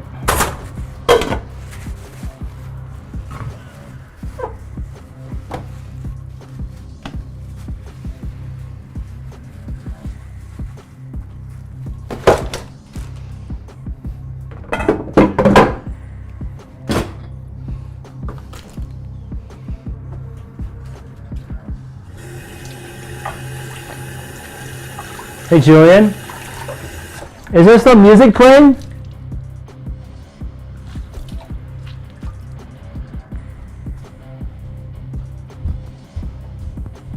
Well, I'm gonna go there anyway and find out. Oh yeah, it appears. It appears. Will you hear me clearly?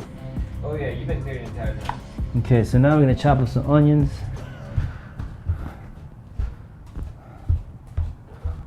To go with this bulgogi. First,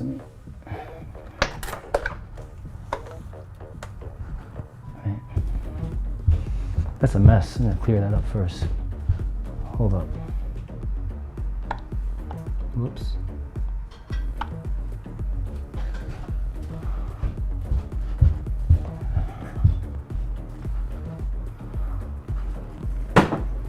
I also try to clean as much as I can during the process. I mean, not full.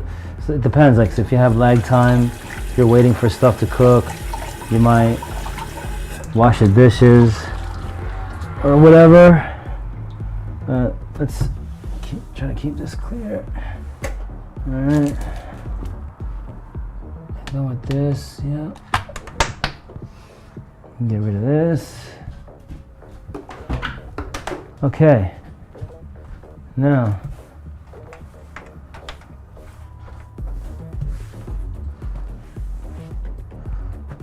we're not gonna cook this. All right, let's do this.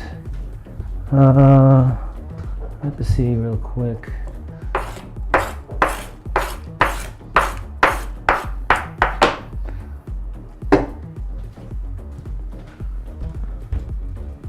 Here's my. Oh shoot, flashlight's still on this thing. Okay. I'm not gonna lie, I'm not gonna front, I'm looking at a YouTube video. Oh man. Actually marinated with the onions. Okay, we didn't marinate with the onions, so it's okay. What we're gonna do is a 5-minute marination of onions. So, and we're gonna use red onions for this.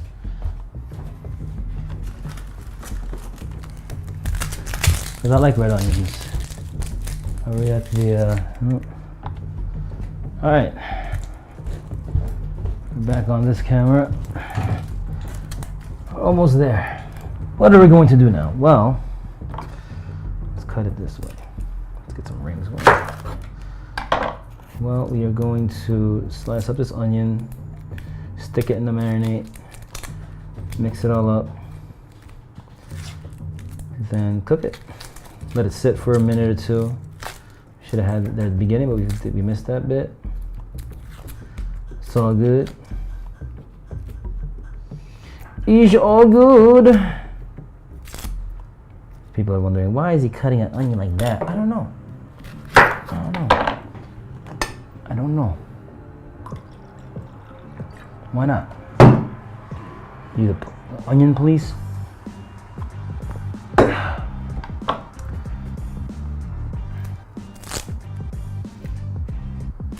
I wonder if this onion's emotional as well. Might get emotional here in a minute, folks.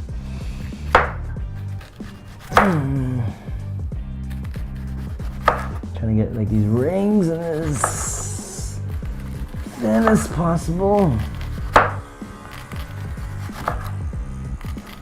I don't know if you can see it.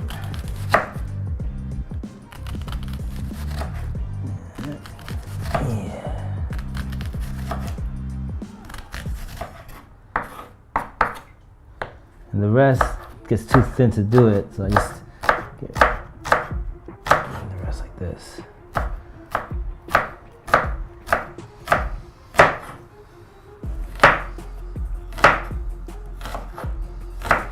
Okay. Spread the rings out. Spread the rings out. Get the rings out. Right.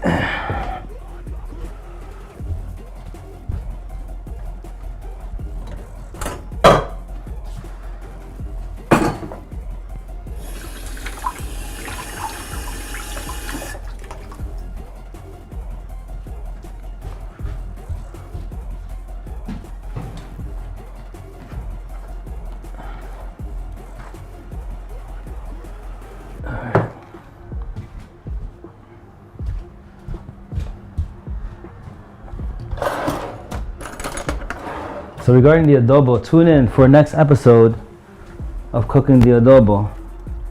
So look at that. This is how the bulgogi mix.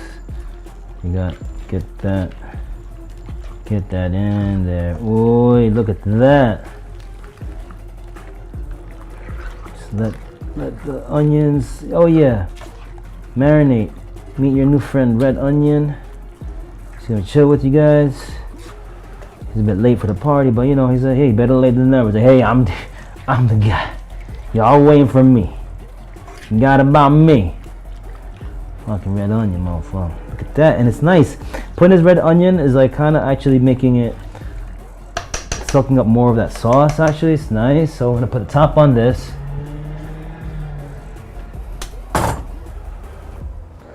Where's the top? Put the top on that. By the sink, we'll come back to that in a minute.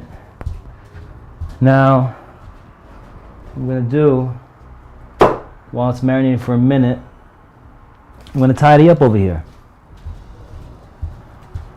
And while I'm tidying up, I'm gonna start already heating up my pan off camera,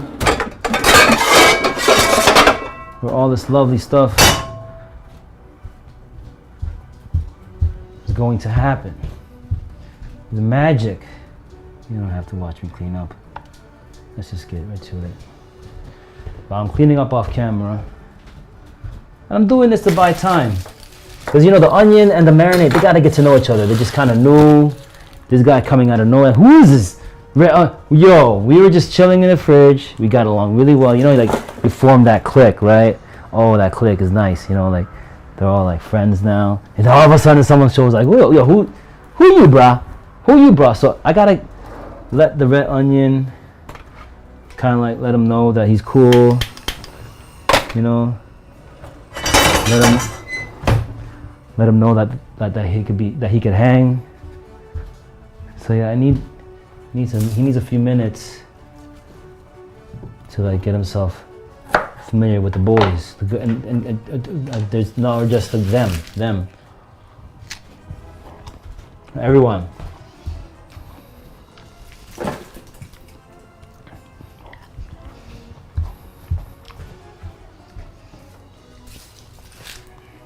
Whoa, that's a spicy pear.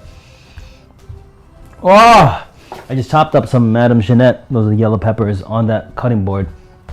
And on the board, woo! On the board, there's the Madame Jeanette juices. And I just cut this pear on it. Spicy. Here, come with me. Spicy pear. Right. Now. Love it.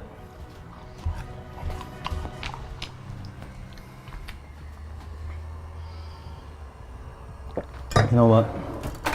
We don't need a really hot.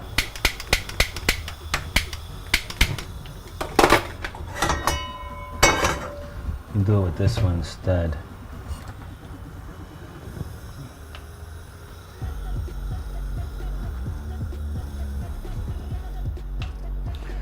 You know what? I need to just for the aromatics.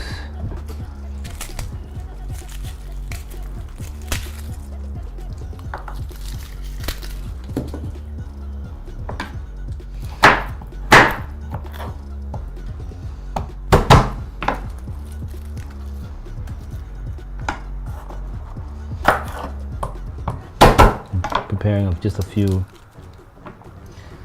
garlic cloves, a little bit of onions, just to on the base of the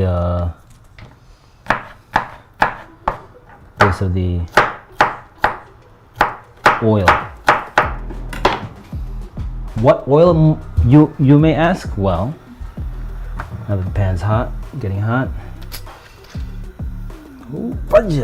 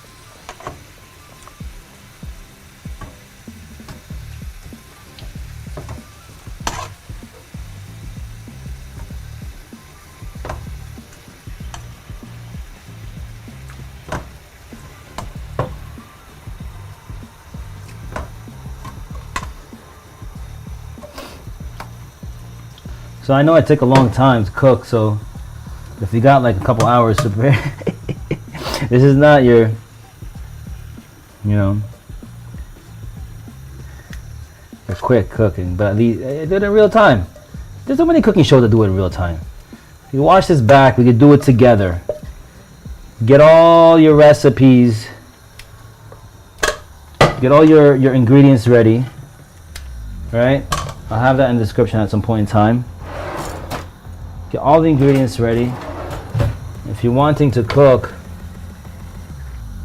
beef bulgogi and chicken adobo in one night, you have beef bulgogi for 2 nights, chicken adobo for 3 nights. You got a week's worth of work of. It's gonna be like Korean, South Korean, Filipino week. As far as in the kitchen, it's gonna be lovely. Your stomach and whoever you're living with, your partner, family, they're gonna love you for it, I can tell you. Okay, so again, this is in real time, so we're just gonna let that simmer. Meanwhile, I'm gonna start washing these dishes. what I do. The rice is already cooked. Julian cooked the rice earlier before I even went live. So the white rice is done. And we have to cook this until like you get that kind of, I don't know, I guess you just know when it's done.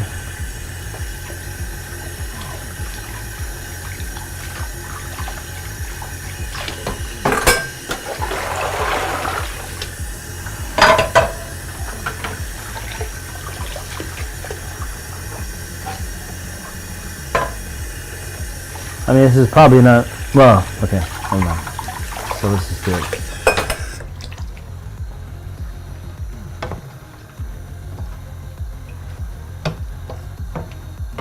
You know, this is a metal pan that's not non-stick, so you got to keep this moving around. If it gets too hot underneath, you're gonna burn it. You gotta keep it moving. You gotta keep the physics moving. See how the heat? He's doing pretty good.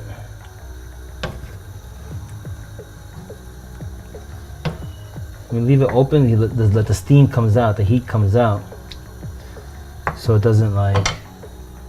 You want the beef bulgogi is kind of dry. It's not really supposed to be a saucy dish. It's a dry dish. So what we do as we're cooking it, in a sense, we are now getting all the liquid out, all the steam. When you cover a dish, you want to keep it not very juices, because the steam rises to the top of the lid and then just goes right back in. Whereas in this case, we're wanting the steam to come out. See all the steam's coming out. You cook the water, but the trick is, at least the way I like to look at it, keep moving it around, keep it wet, and just let it evaporate and keep doing that. The longer you can keep doing that, and keep doing it until, theoretically, you can just keep adding water. Well, I don't know, you don't want to add water, but I'm saying theoretically, you can just add bits of water and just keep it burning, going theoretically till infinity. But you don't want to be sitting at a stove cooking beef bulgogi till infinity, till you die. So point is, you could put a little, keep doing this, keep it moving. I'm actually gonna save, let's see, I might utilize this marinade. I love marinade. This is the concept of it. So like I just tend to not want to waste it. So I'm gonna save that little bit of marinade to like the end, when everything's all like nice and whatever, and just put a little more. One more. Yeah. I'm gonna steam all this out, all these juices, as much as I can. Meanwhile, in so doing that, cooking the beef nice. So I'm in no hurry. We gotta make sure we cook it nice. So steam it all out. Steam it all out. Yeah, maybe I'm touching it too much. For now, leave it alone. Keep cooking. So I don't know how long this is gonna take, but we're gonna cook this in real time. Might take a minute. So this is what I would be doing in this situation, is washing these dishes, cleaning up as much of the mess as I could, the mess that I've been generating.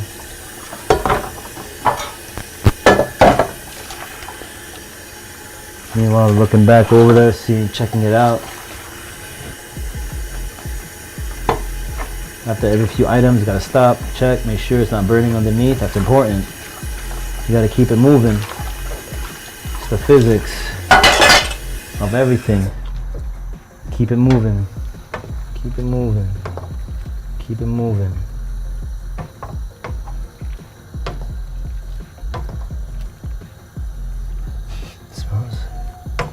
Smells interesting. Gotta keep it moving. That's life, innit? A body in motion tends to stay in motion. A body at rest stays at rest. So, as long as you keep moving, you're alive, my friend. As long as you keep your body moving, you're physically alive. So long as you keep your mind thinking and solving, calculating, imagining, creating, you're mentally still alive. And you gotta keep it moving, both of you, mentally and physically. Keep it moving.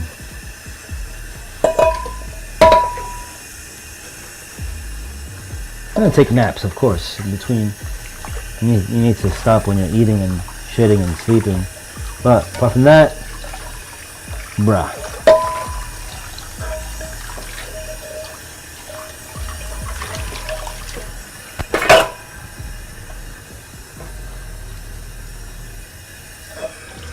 What's nice is though, what I'm looking towards, because we put sugar and even honey on this. Sometimes you might even add a little bit of sugar if you want. I'm waiting for this to be a little bit.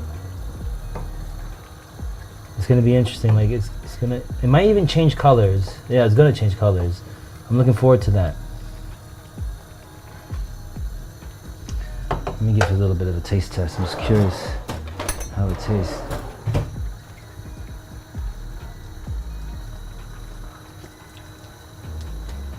Ooh, that's some spicy bulgogi flavor. I love it. Sweet and spicy. Yes. Yes. That's gonna be good. That's gonna be some good stuff right there, boy. Let me tell you that right now. That's gonna be some good stuff, brah. It's a spicy bulgogi. Spicy.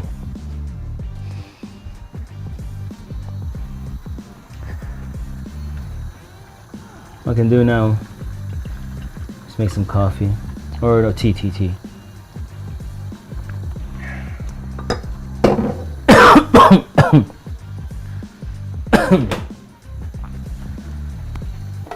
some tea. Yeah, honey.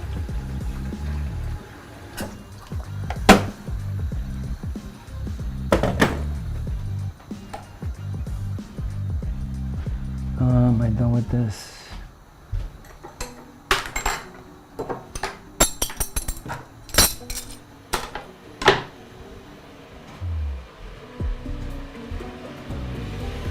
It's 11 o'clock.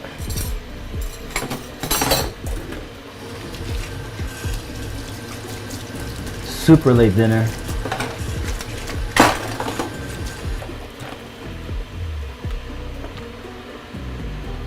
Super late dinner. It's all good. Looks good? Huh?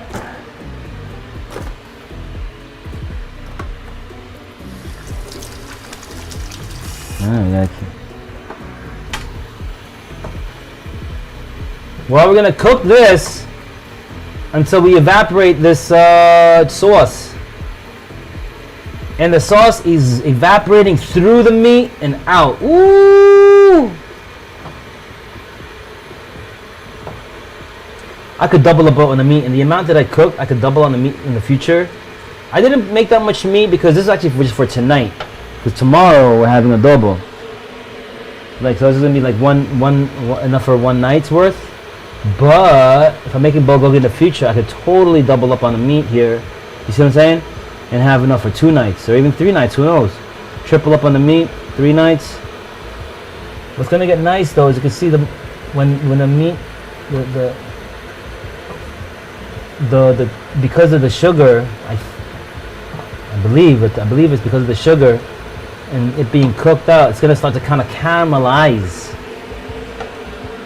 That's when it's gonna look nice and crispy and juicy. Julian, want some tea? You good?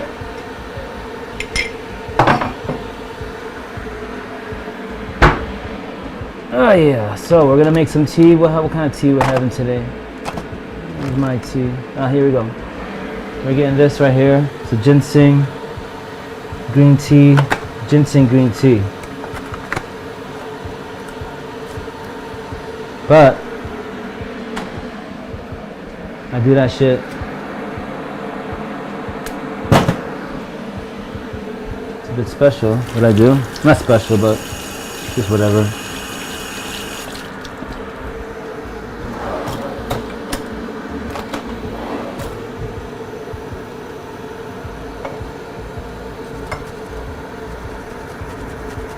Let's have some ginger.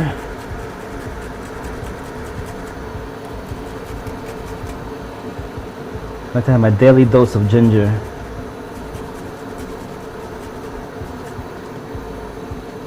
Matter of fact, I didn't put any ginger in the adobo, which doesn't really, the original recipe doesn't call for ginger. I wonder if this will take some ginger. Nice little ginger. Random ginger, just a little bit. Ginger is strong, I'm just get a little bit of ginger in there. I don't want to go too heavy on the ginger, just a little bit. Just the extra ginger kick. But I don't want to like throw it off too much. What about? Rinse it up.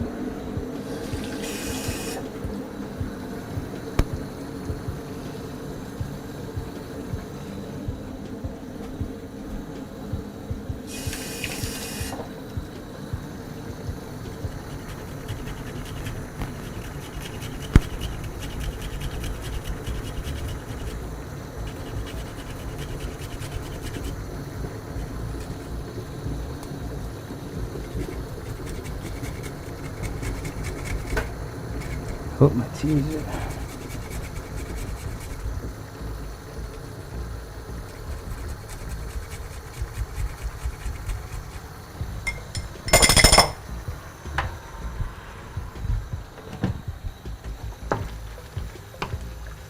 And keep moving around, make sure it doesn't burn underneath.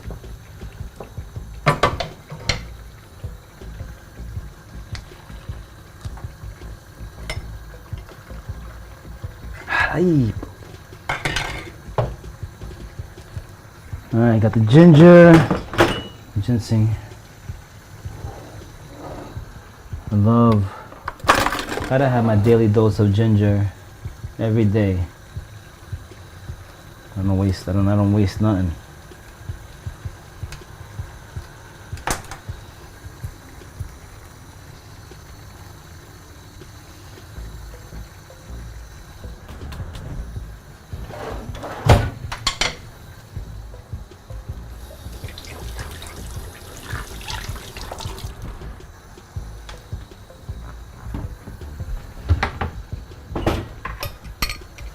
Nice Spanish honey, boom, yes. Oh, I like it. So the meat's getting a bit reddish, darker. Yeah, boy. So I'm gonna let all this juice evaporate, and you might be thinking, wow, that takes so long to evaporate. Yeah, man, you're already 3 hours in. When the hell are you gonna be done with your? You know what? Chill out, relax. You get to like a tipping point. It gets to a point like it looks like a lot right now, evaporating rate, but then it gets to a point that it doesn't quit. Ooh, hold on. I also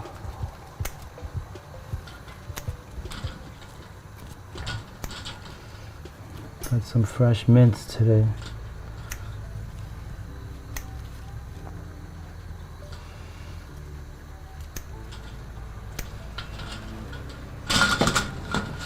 So this is my go-to right here. Lots of mint today. Today I'm being extra loving today.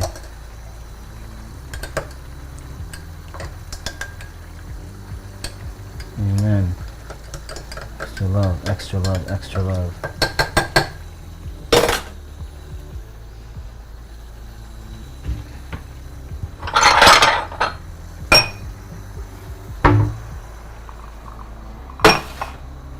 Let that steep for a minute.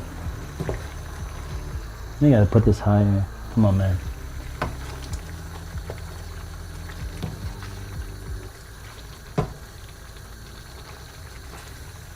I was staying at my daughter's in Jersey City.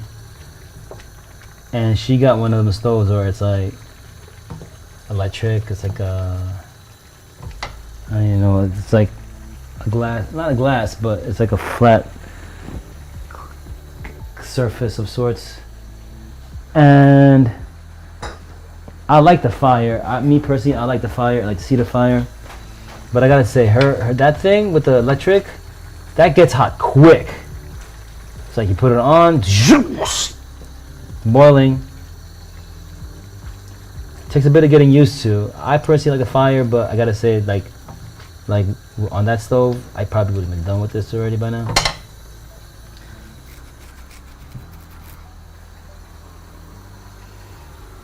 Let me try another.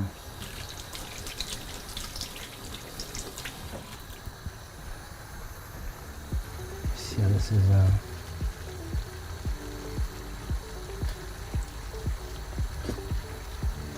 That's good. Nailed it, man. Oh, it's like spicy and sweet.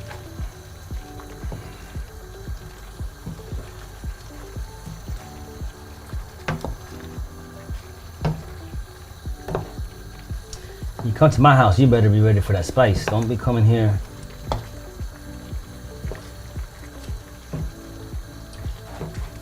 Taught my kids good. Gotta get that spice in you. You ready for that pepper.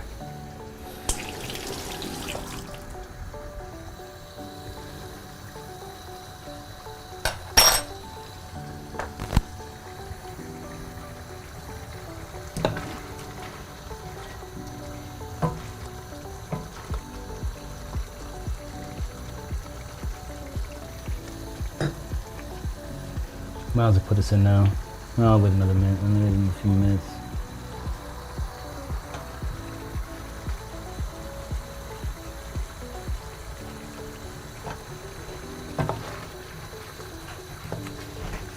And I think I'm not sure about. I think though, if you keep cooking it longer, it does. It does make the beef a bit softer. The more you cook it into like in the thing where it's like a liquid like this. Again, I don't know the specifics like that of the cook. The cook would know, but I get the feeling that's the case. Okay, we're almost getting rid of all. Trying to just keep pouring the sauce on top of it. Kind of let it evaporate quicker. Trying to assist the evaporation. You see what I'm saying here? Trying to assist in the evaporation of the sauce. And I envision the more time this is getting in the meat. You know, a lot of life is envisioning. So even in my cooking, I envision like, oh yeah, the juices are, it's like a whole thing. Juices getting to know the meat. Juices getting, oh, it's love.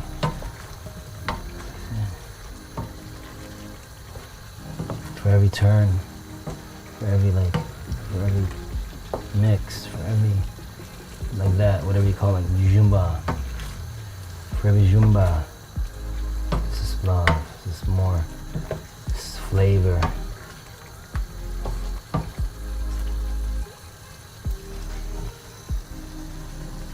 Almost there.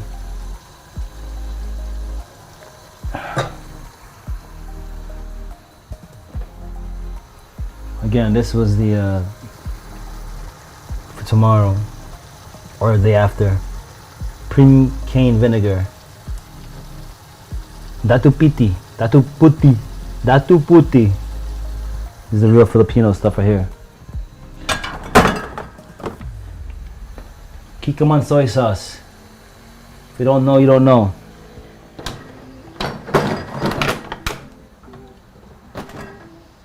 I'm down with Kikkoman, just you know, for the record. Kikkoman is my man, my boy. Hard. It's the 80s together, me and Kikkoman. Oh, I need to get another taste. Whoa! That's so good. Damn. That's damn good. That tastes good.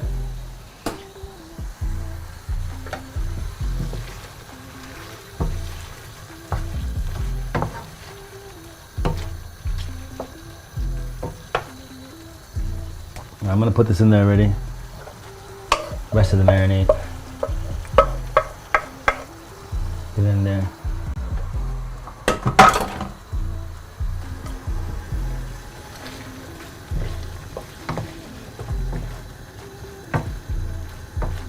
So a little bit cools everything down for a second. You see? Because the temperature of that marinade second bit was cooler.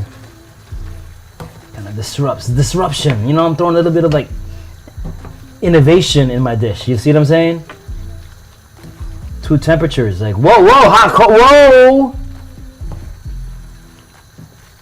I'm bringing it like ups and downs. Feel me? Oh, that's looking cool. That's looking nice. All right.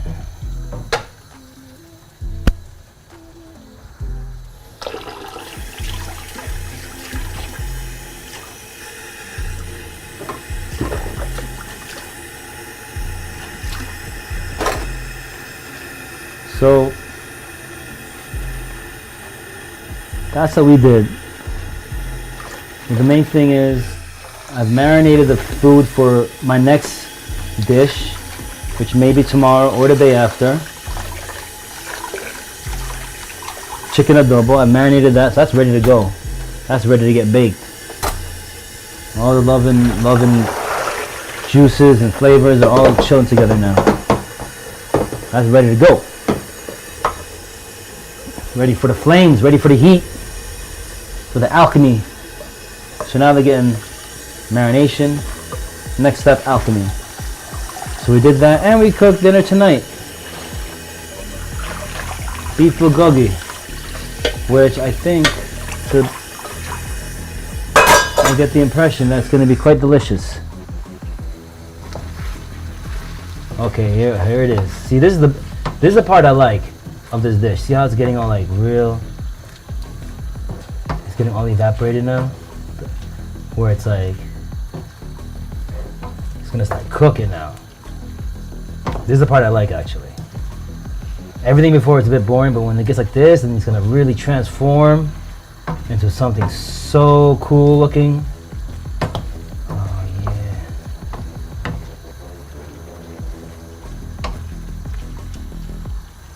And then it just gets like caramelized because you got the sugar in there. I'm gonna lower the heat a little bit. I don't want to burn it, because as we reach this point, we're dealing with less liquid. So also that tipping point where things, you know, start to get overcooked, gets nearer. I have to like work with that. Y'all didn't think you're gonna come to like some existential philosophy cooking thing, right? No, I didn't think either. I didn't think that either.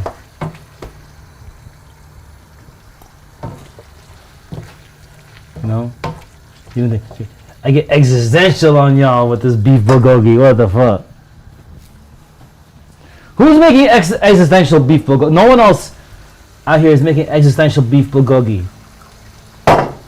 Come to this channel, subscribe, like and subscribe if you haven't already, please. If you want more existential dishes,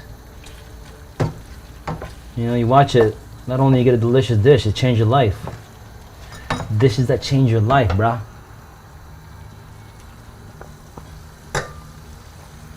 I mean, real talk, I'm not to make a joke out of it. I do sometimes aim to really like, with some dishes, yeah, you want to change people's lives. Even if I don't make it, just introduce like nearly every person that I've introduced Filipino food to, like it's like they're like minds exploding. Like I love this. Oh, well, this is Korean, it's not Filipino. I get it, but earlier with the adobo. Point is like whatever the dish is, just changing people's lives by inspiring them by cooking. Putting, at minimum, baseline, putting a smile on their face. No, baseline to feed somebody. Get, you know, keeping people alive. That's the baseline. You're literally making something to help another person, like, move forward in life. Like, you know, people need to eat, right? That's the baseline. So that feels good already. Okay, I'm doing like that. That's great. But if you make something good too, put a smile on their face, blow their minds, like, whoa. Yeah, that's next level. Then that's next level.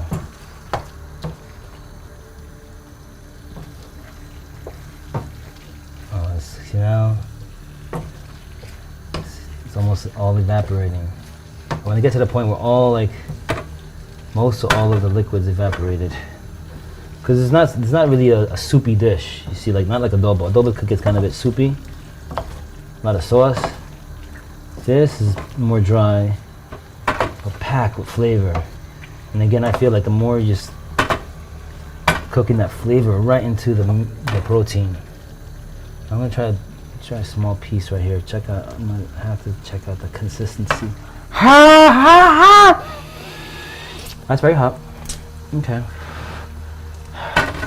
Ha ha ha ha, very hot.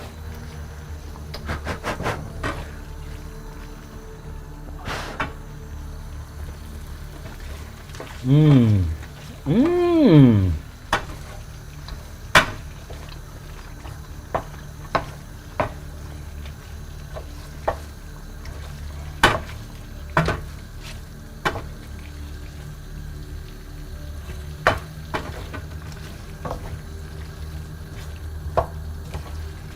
It's nice.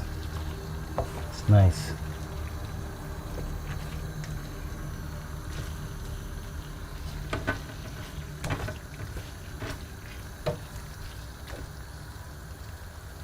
That's looking nice.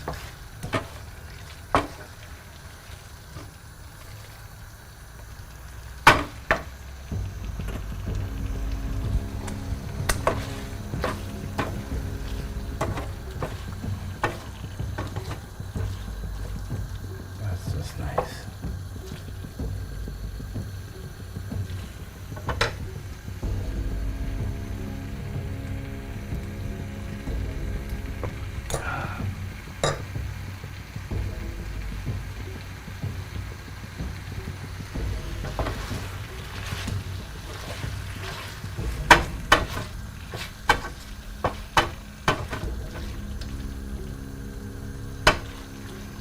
Still quite wet.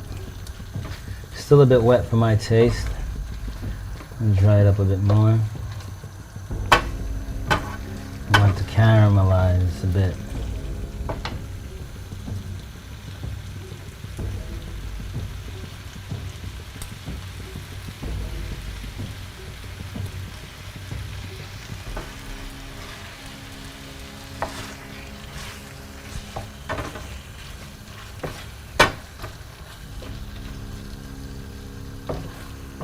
Here it's a real lots of liquid there. Still a lot of liquid.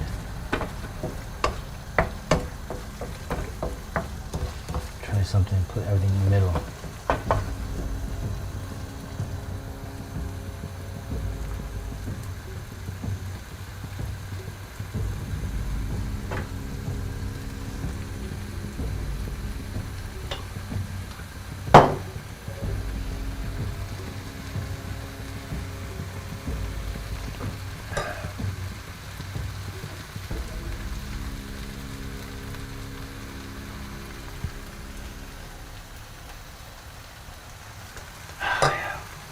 What time did I start this stream? Maybe like 9? I gotta figure that out. How long it took me. Oh, I'll see the time on the end result video. I think we're pretty much almost there. No. Nah. Not yet. We're almost there. We're almost, but nah. Nah, not yet. Come on, son. Come on, a little more.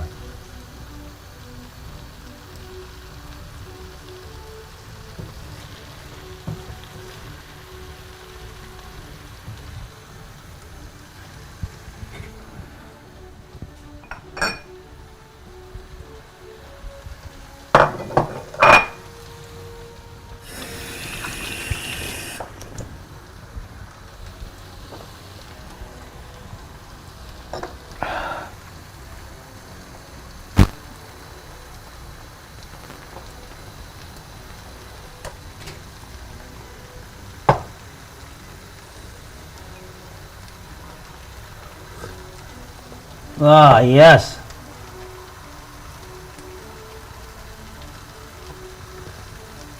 That's good.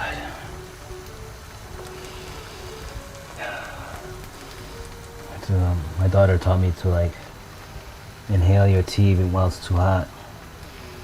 Smell it while it's still very hot. Smell it. Oh yeah, that's good.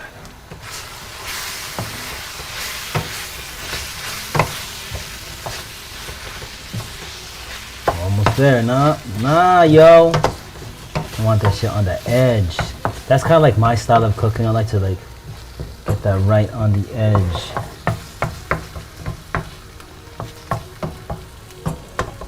Get it right to the edge.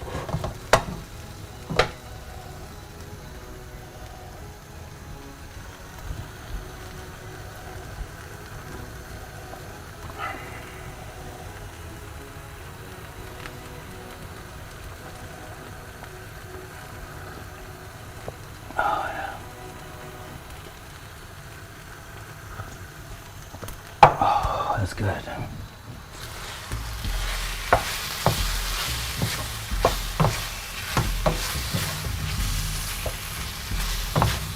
think we're good. Yeah, I think we're there. I think we're pretty much there. No. I still see some like very, very saucy parts. Almost like 92%.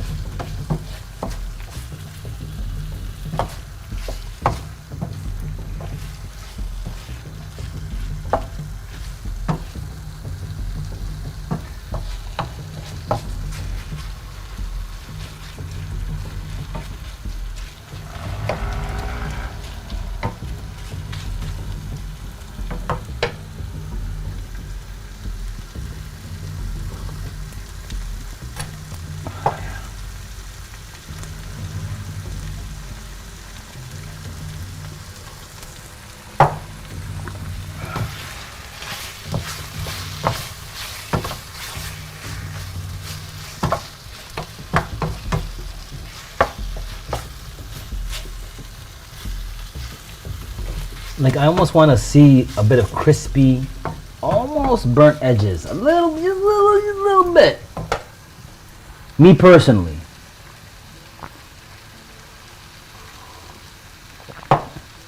But you don't have to go that far.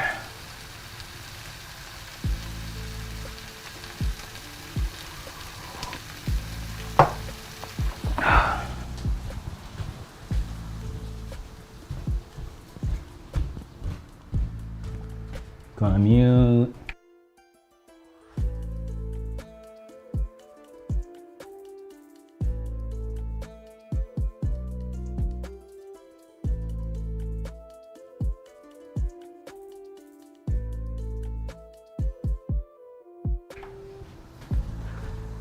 All right, I had to stretch my legs. All right.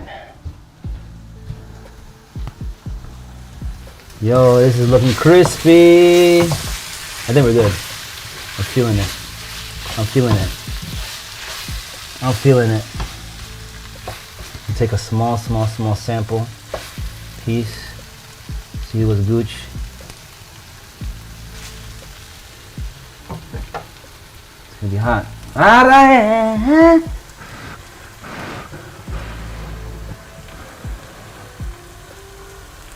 Oh my goodness. I got over the right rice. Whoa!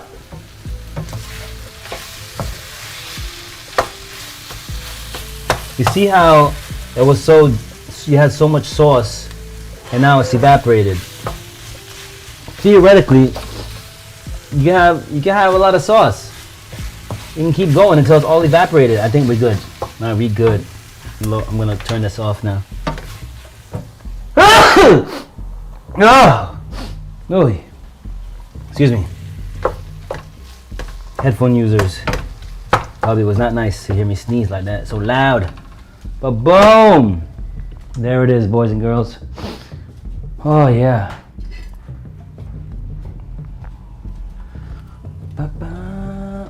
but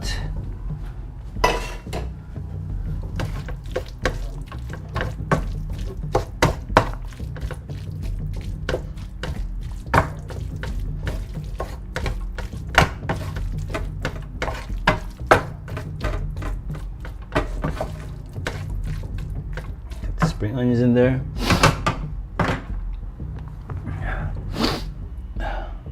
What else? Where are my sesame seeds? Where are my sesame seeds? Where my seeds at, yo? Where are my seeds at?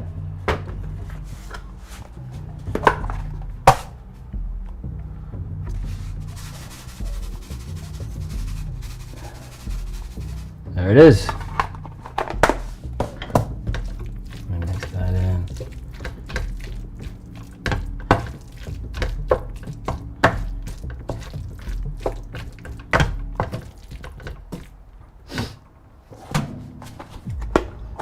All right, bro, you ready for dinner?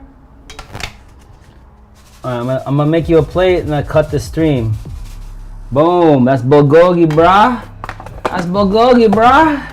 Oh, I wanted to actually make something else too. No, not tonight. Fuck, okay, hold up. Bonus. We're gonna go bonus, guys. Cause that's how we do on my show. That's so much love that like sometimes I'm gonna cover it. Let you know. Maybe put on low heat while I do this bonus.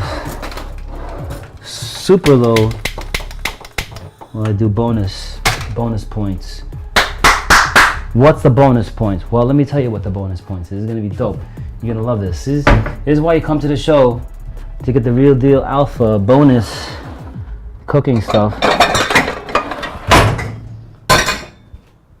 All right, here's what we're gonna do.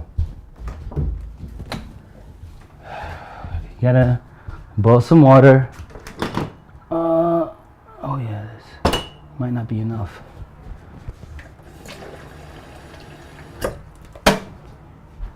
All right. Bonus. We're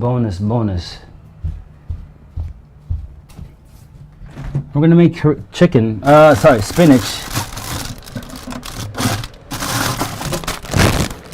Kind of like that. They're really quick spinach.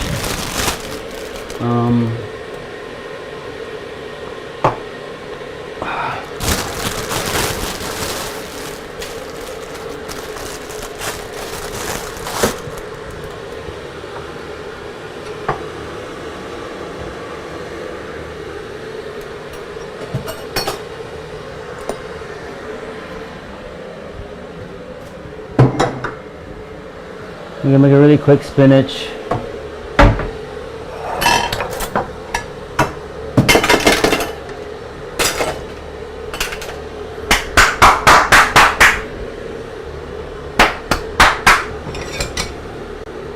Oh, garlic, I need garlic for this. I need some garlic. We're gonna make like it's a Korean style spinach. It's quite easy to make actually. And the thing is, you want to get as much greens inside of you. It's healthy. Don't be scared of the greens. Get those greens in you.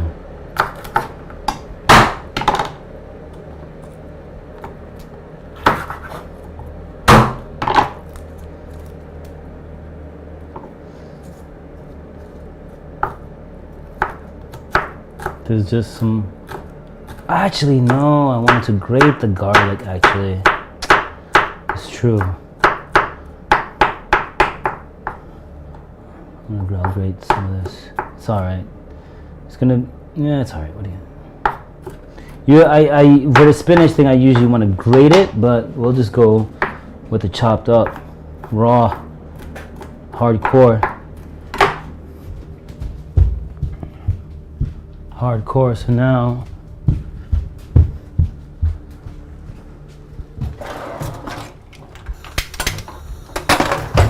I got the bulgogi on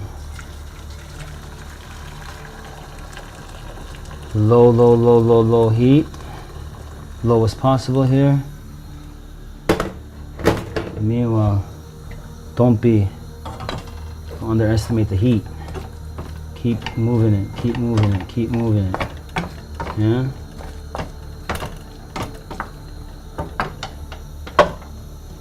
Alright, so what we're gonna do now, boil some spinach. The spinach is gonna go with our dish. It only takes 2 minutes, a couple minutes. It's really easy, but this, what I'm about to do, the spinach is so easy and delicious that you can make it and it tastes like the same spinach that you can get in a restaurant, like in a Korean restaurant, but you're paying like $10 for, and you can just make it with a bag of spinach, some garlic, and some sesame oil, and salt, and that's it.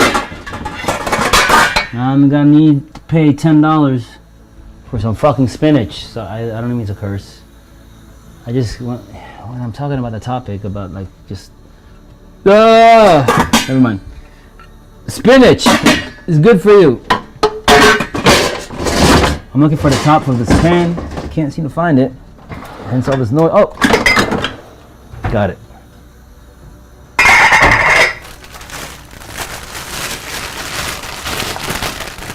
I'm gonna wait for this to be at a boil. Look at that bulgogi though. It's looking nice and crispy. Do I have any kimchi? I do have kimchi, but I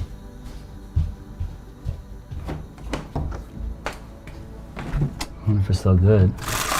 This is like, I got tomatoes. That could be good with it. Yeah, let's slice up some tomatoes with those.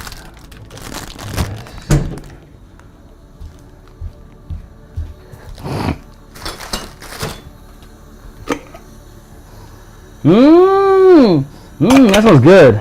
Okay, we got, so at the end result, it's gonna have some kimchi love, brah. Let's slice up some tomatoes. So also go as a garnish.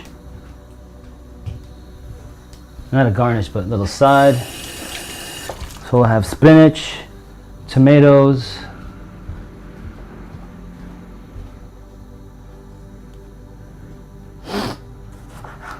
and kimchi.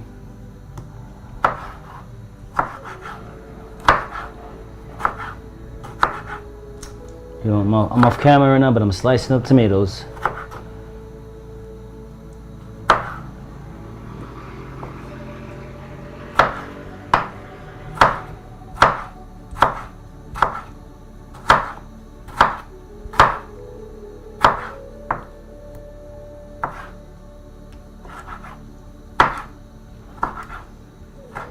Yeah, it's 11:35.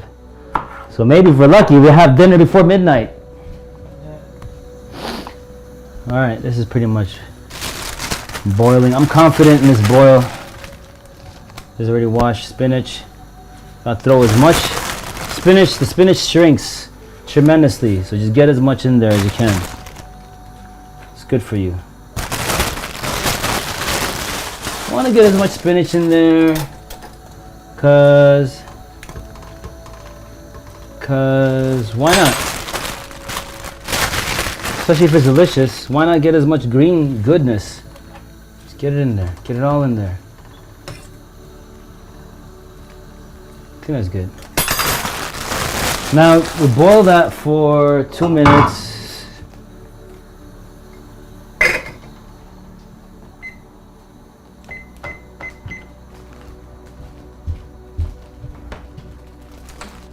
Put the spinach away.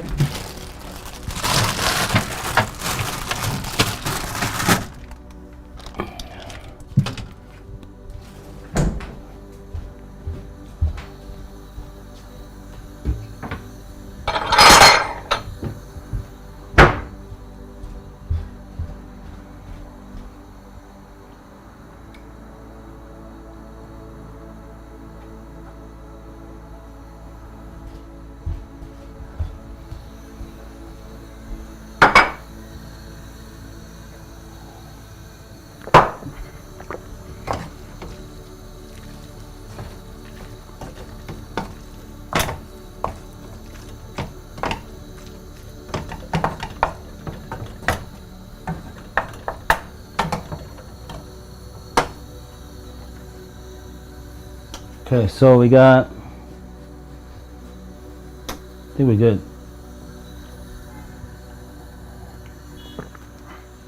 Julian, you want me to make you a dish? I'll make you a dish because it'll be like the hero, like the display dish. Okay.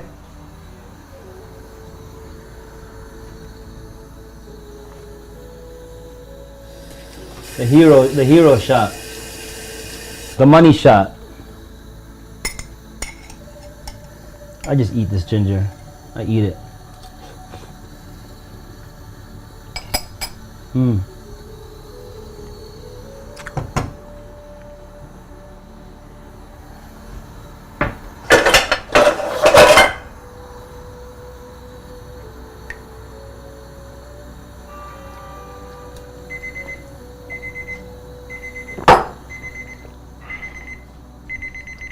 Alright, 2 minutes, done.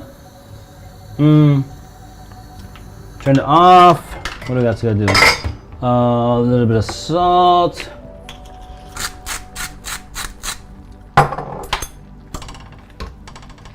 Mix it up, mix it up, mix it up.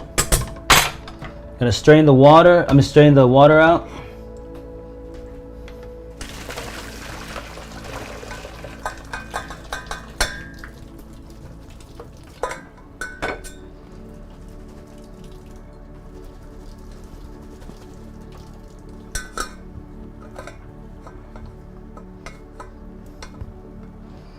This is kind of like what you end up with. As you can see, it shrinks. A lot of the mass gets missing. A little bit of salt. Where's my pepper?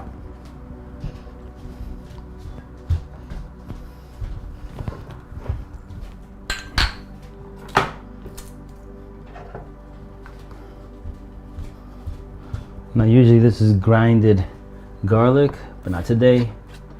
Because sometimes, as I tell my kids, sometimes you gotta do it gully. Sometimes gully.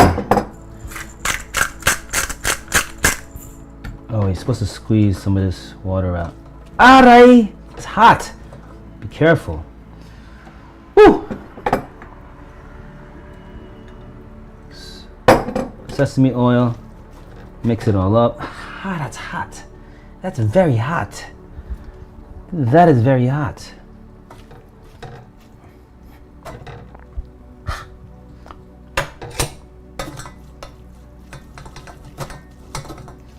There it is. Oh!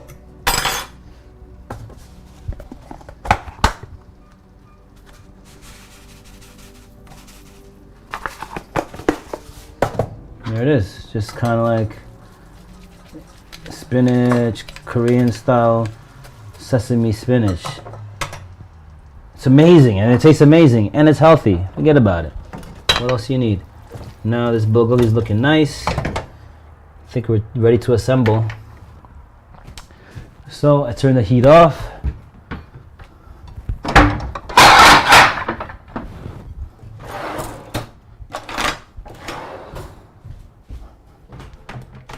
I'm getting some nice white rice.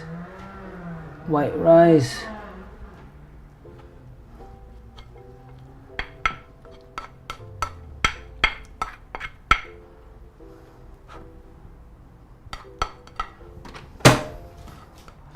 I'm just making a hero shot, but you can get more rice and beef later, okay?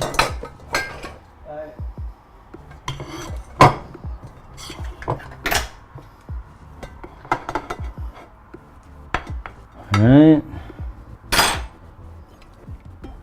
Tomatoes on the side. Where's our kimchi? And first let's get that.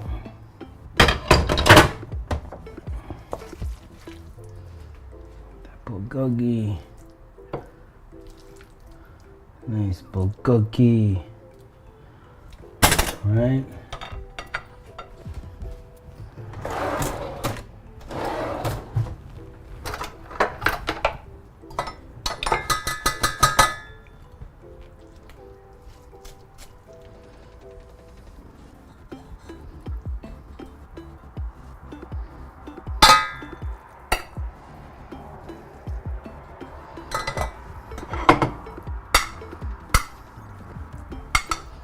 spinach.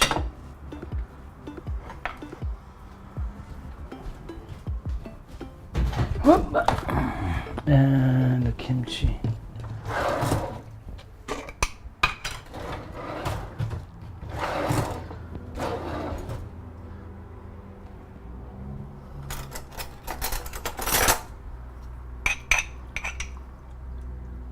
Kimchi.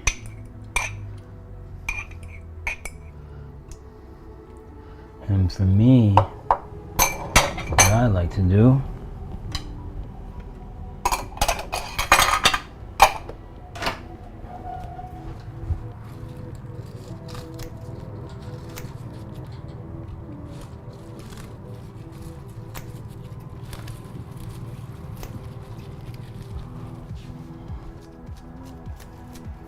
a little basil and coriander right on top.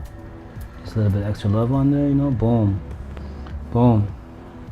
That is beef bulgogi, Korean spinach, white rice, tomatoes. There it is. Thanks for watching, folks. I'm gonna serve my boy now. Feed the boy. Luckily before midnight, 15 minutes to midnight. Hey, you ready to eat, buddy? Yeah. Me too. I'm gonna end the stream.